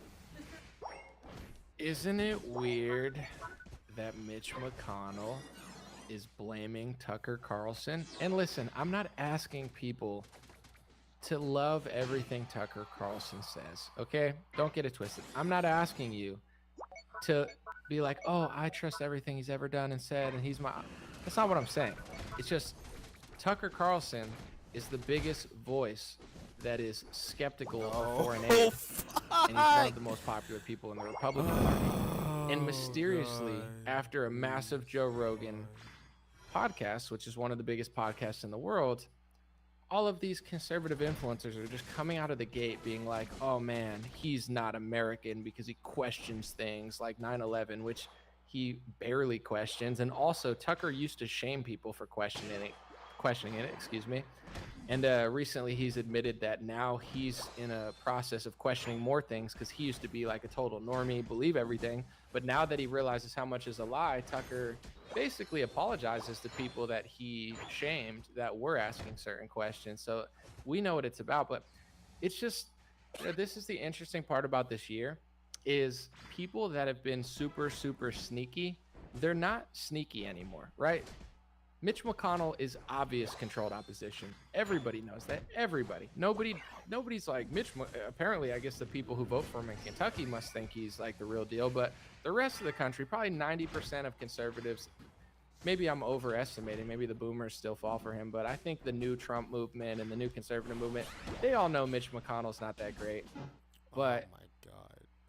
Other people that have been more successful at pretending to not be like Mitch McConnell, all of a sudden in the last couple months, man. They're just like outwardly showing you who they are, and it's weird and nobody believes it, but I guess some people do believe it. I'm not really sure. There's a little bit of a culture war going on. I talked about it in my last stream. If you want to watch my full show for today, this is a bonus episode.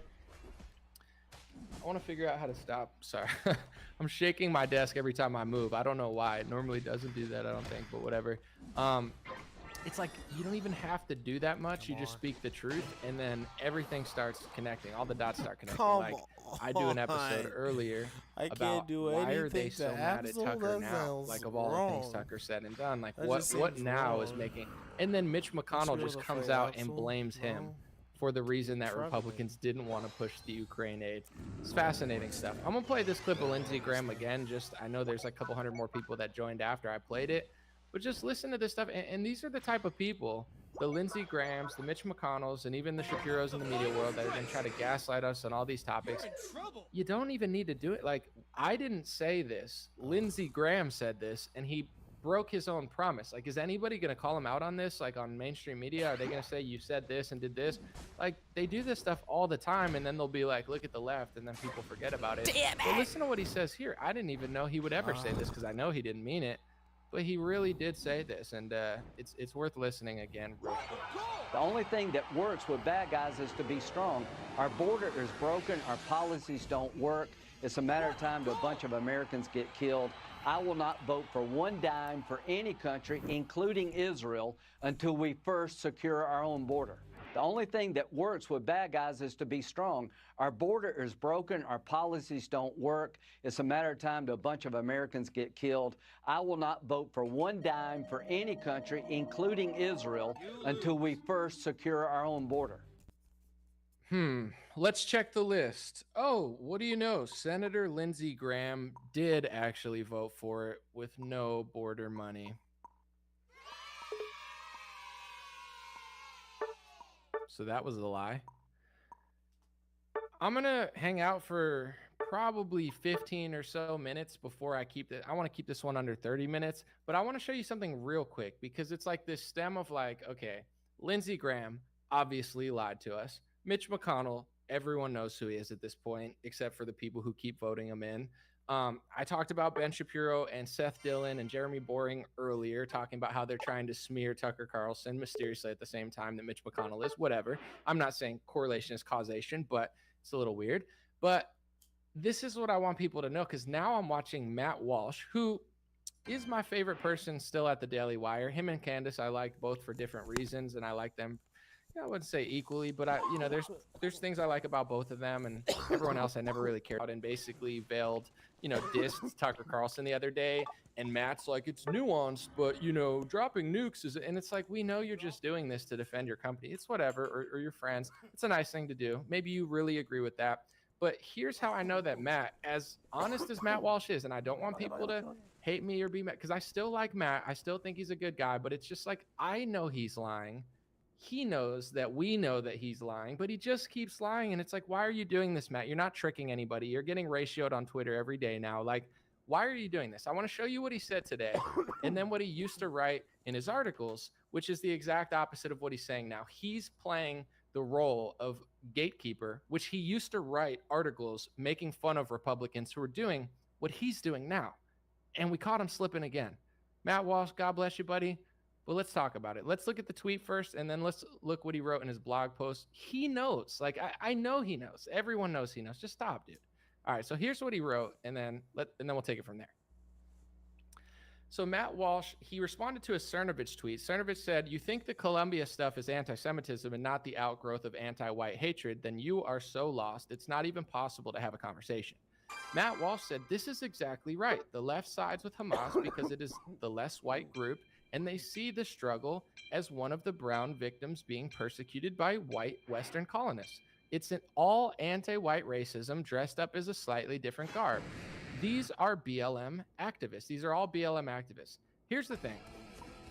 Before I read the second part that I disagree with, I actually agree with Mike Cernovich. I agree with Matt Walsh. Those statements I agree with. I do agree that they see them as less white, and just because they wear they're, the less white people and the other white people, and they're wearing pharmaceutical masks, and it's a lot of the BLM, I don't agree with what they're doing or why they're doing it necessarily, but it's not just like Romney versus Obama. So I just want to make this clear, because a lot of people read that and be like, I do actually think that's true. So do I. And I'm not saying every left-wing activist, but I do generally think that's why they're siding with Palestine, right? I don't disagree with any of that.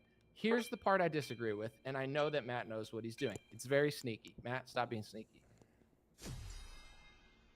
So he follows up that true tweet or good tweet with those on the right siding with these people are finding common cause with people who hate them and despise everything that they stand for. So I understand what he's saying, but he's like, those on the right siding with these people are finding So, common cause with the people idea who with hate the them really tough and set despise is everything they crit stand double for. slaps.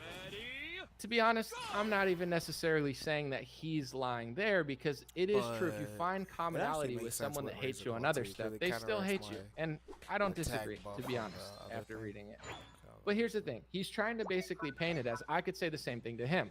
Matt, you're siding with a bunch of people who hate Christ. You're siding, and not everybody, but some, you're siding with people who hate the people that you're defending just as much as the people that you're looking at. And this is just what I want to point out, because he'll call it that way, right? Which is fair, but he'll never call it the other way. He's trying to paint like, how could you side with those people? Those people, really, you're finding common cause with people who are against you. It's like Romney versus Obama and being like, oh, you're going to vote for Obama? You're finding common cause with them. And then they say, oh, well, you're going to vote with Romney? You're finding common cause. There's only two sides of this argument that's in the mainstream. And it doesn't mean when it's like college campus liberals and then Zionists arguing with them, it doesn't mean if you side with one of the sides that you have to agree with everything they're doing or whatever. But I just want to show you, because Matt wrote a really great article before he was at Daily Wire, something that I doubt he'd ever say again, because he'd probably get Candace Owens if he made this the point. But I just want to read, because it's a great article. Matt's a really smart guy, great writer. He knows the false paradigm on this exact topic, and he knows how disingenuous it is to try to group you in with BLM activists just because you slightly agree with them on one topic for different reasons. Matt wrote in his blog post, he wrote, it makes 0 sense for United States citizens to be ideologues when it comes to Israel. I'm not for or against them. I don't get into this mindless game of developing a quote-unquote position on an entire country. What's next? Are we going to kill each other to defend the honor of our favorite color? It's hard enough dealing with our own corrupt government. It's almost impossible to do it on an international scale. Because that's what we're talking about, by the way. When you say, I support Israel, you're saying, I support the Israeli government. You might claim you support their people and not their government, but the $3 billion a year, the diplomatic favors, the military assistance, all goes to their government. How could so many conservatives who are rightfully skeptical of our government have such a childish love for a foreign government? I don't support the Israeli government. I don't support our government. And that's not because I'm anti this or pro that. It's simply because I'm paying attention. That's Matt Walsh who wrote that blog post, okay?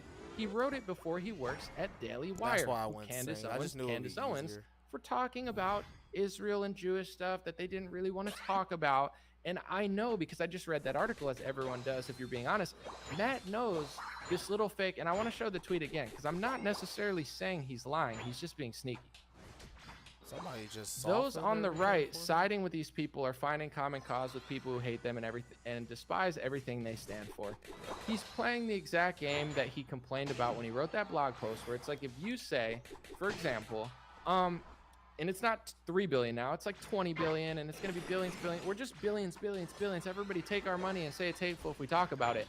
It's like, if you say, you know what, I don't know about supporting multiple foreign wars, seems like a bad idea, and it's like, oh, are you siding with the Hamas BLM? No. Oh, you're on their side and they hate you. Well, Matt, you're also siding with people who hate you. I'm not saying everyone on your side hates you, and I'm not saying everyone on the other side hates me. But just like he's saying that about people siding with that, he wrote an entire article basically saying the opposite, explaining why, as a conservative, if he doesn't worship the Israeli government, or he doesn't want to give them foreign aid, or he has any sort of skeptical of where it's going, that people try to throw you in that category of leftist, or they try to throw, and he said it's ridiculous, it's childish. He wrote that. He knows it. I know he knows it. He knows that I know that he knows it. Everyone knows. He gets ratioed every time he says it, but he keeps doing it. And it's sad, because Matt Walsh is a very brave man, but he's acting like a neutered dog on a leash, and everyone's watching him act like a neutered dog on the leash.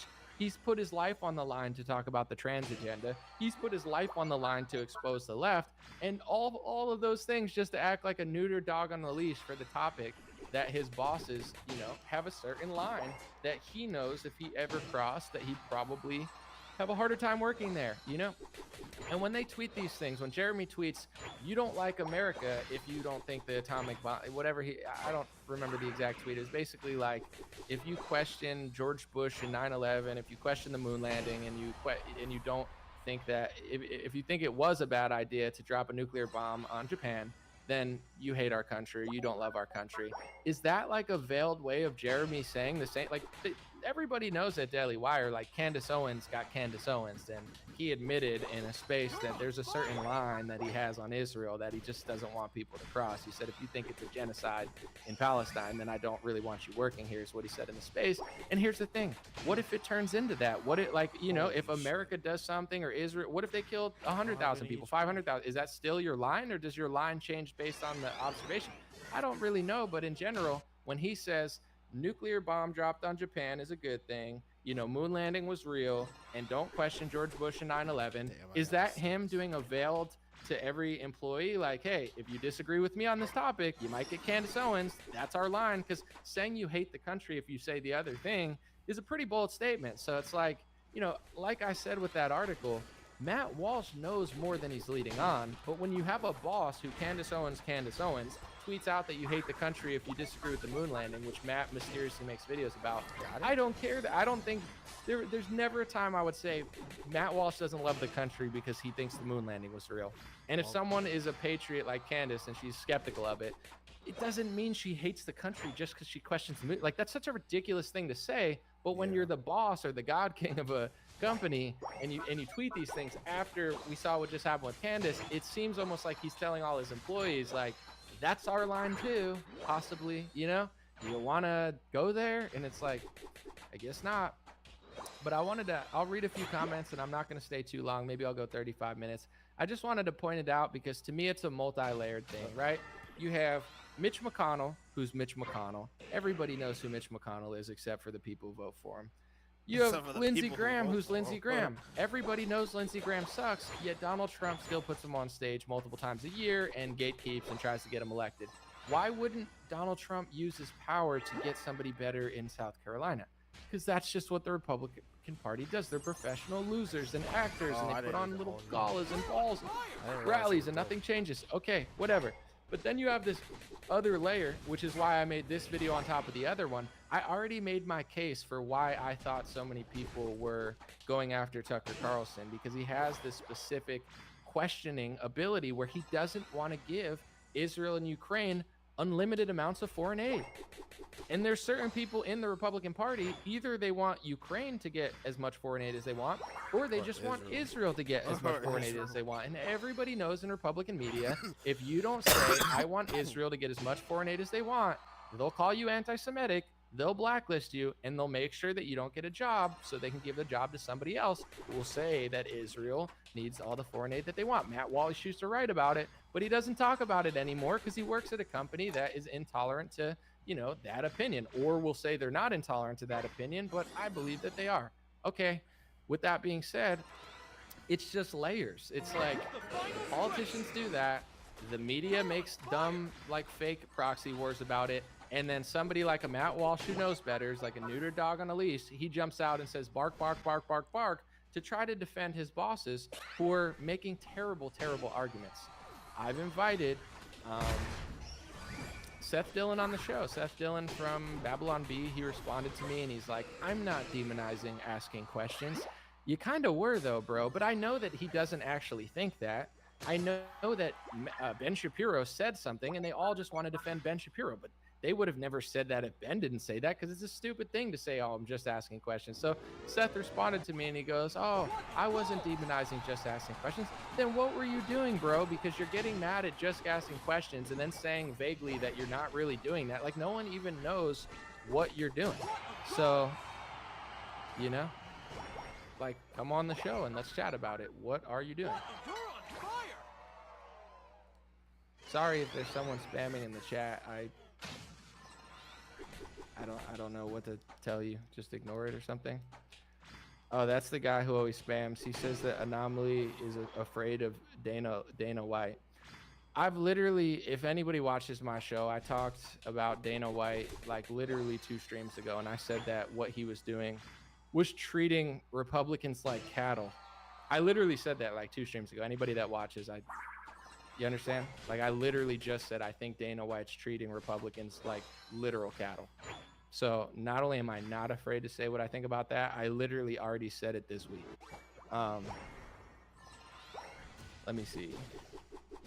I'm going to read a few. I'm going to stay for like 10 minutes. I want to keep this definitely under 40 minutes. But yeah, and if you want to watch where I went in on the Dana White thing, it's literally the Ukraine video. I just did it this week. Time's up. Kevin said, Tucker was literally wrong about every aspect of Ukraine. His coverage has shaped a lot of right-wing opinions. You perceive that he's wrong, but I don't believe he was wrong. I mean, it comes down to this. Either you think that the American, and maybe there's some like sneaky banker thing that they're doing, keeping the petrodollar afloat. That's possible, but then just say that. Don't do all these other things. Like, do you think Ukraine is massively benefiting from the war? Do you think Zelensky really likes Ukrainians, that he's fighting for their freedom? I mean, I don't believe that at all. But to each their own. If you want to believe that Tucker's wrong about that, Zelensky then was it is an what it actor is. before he was the president of Ukraine. It's a pretty good gig.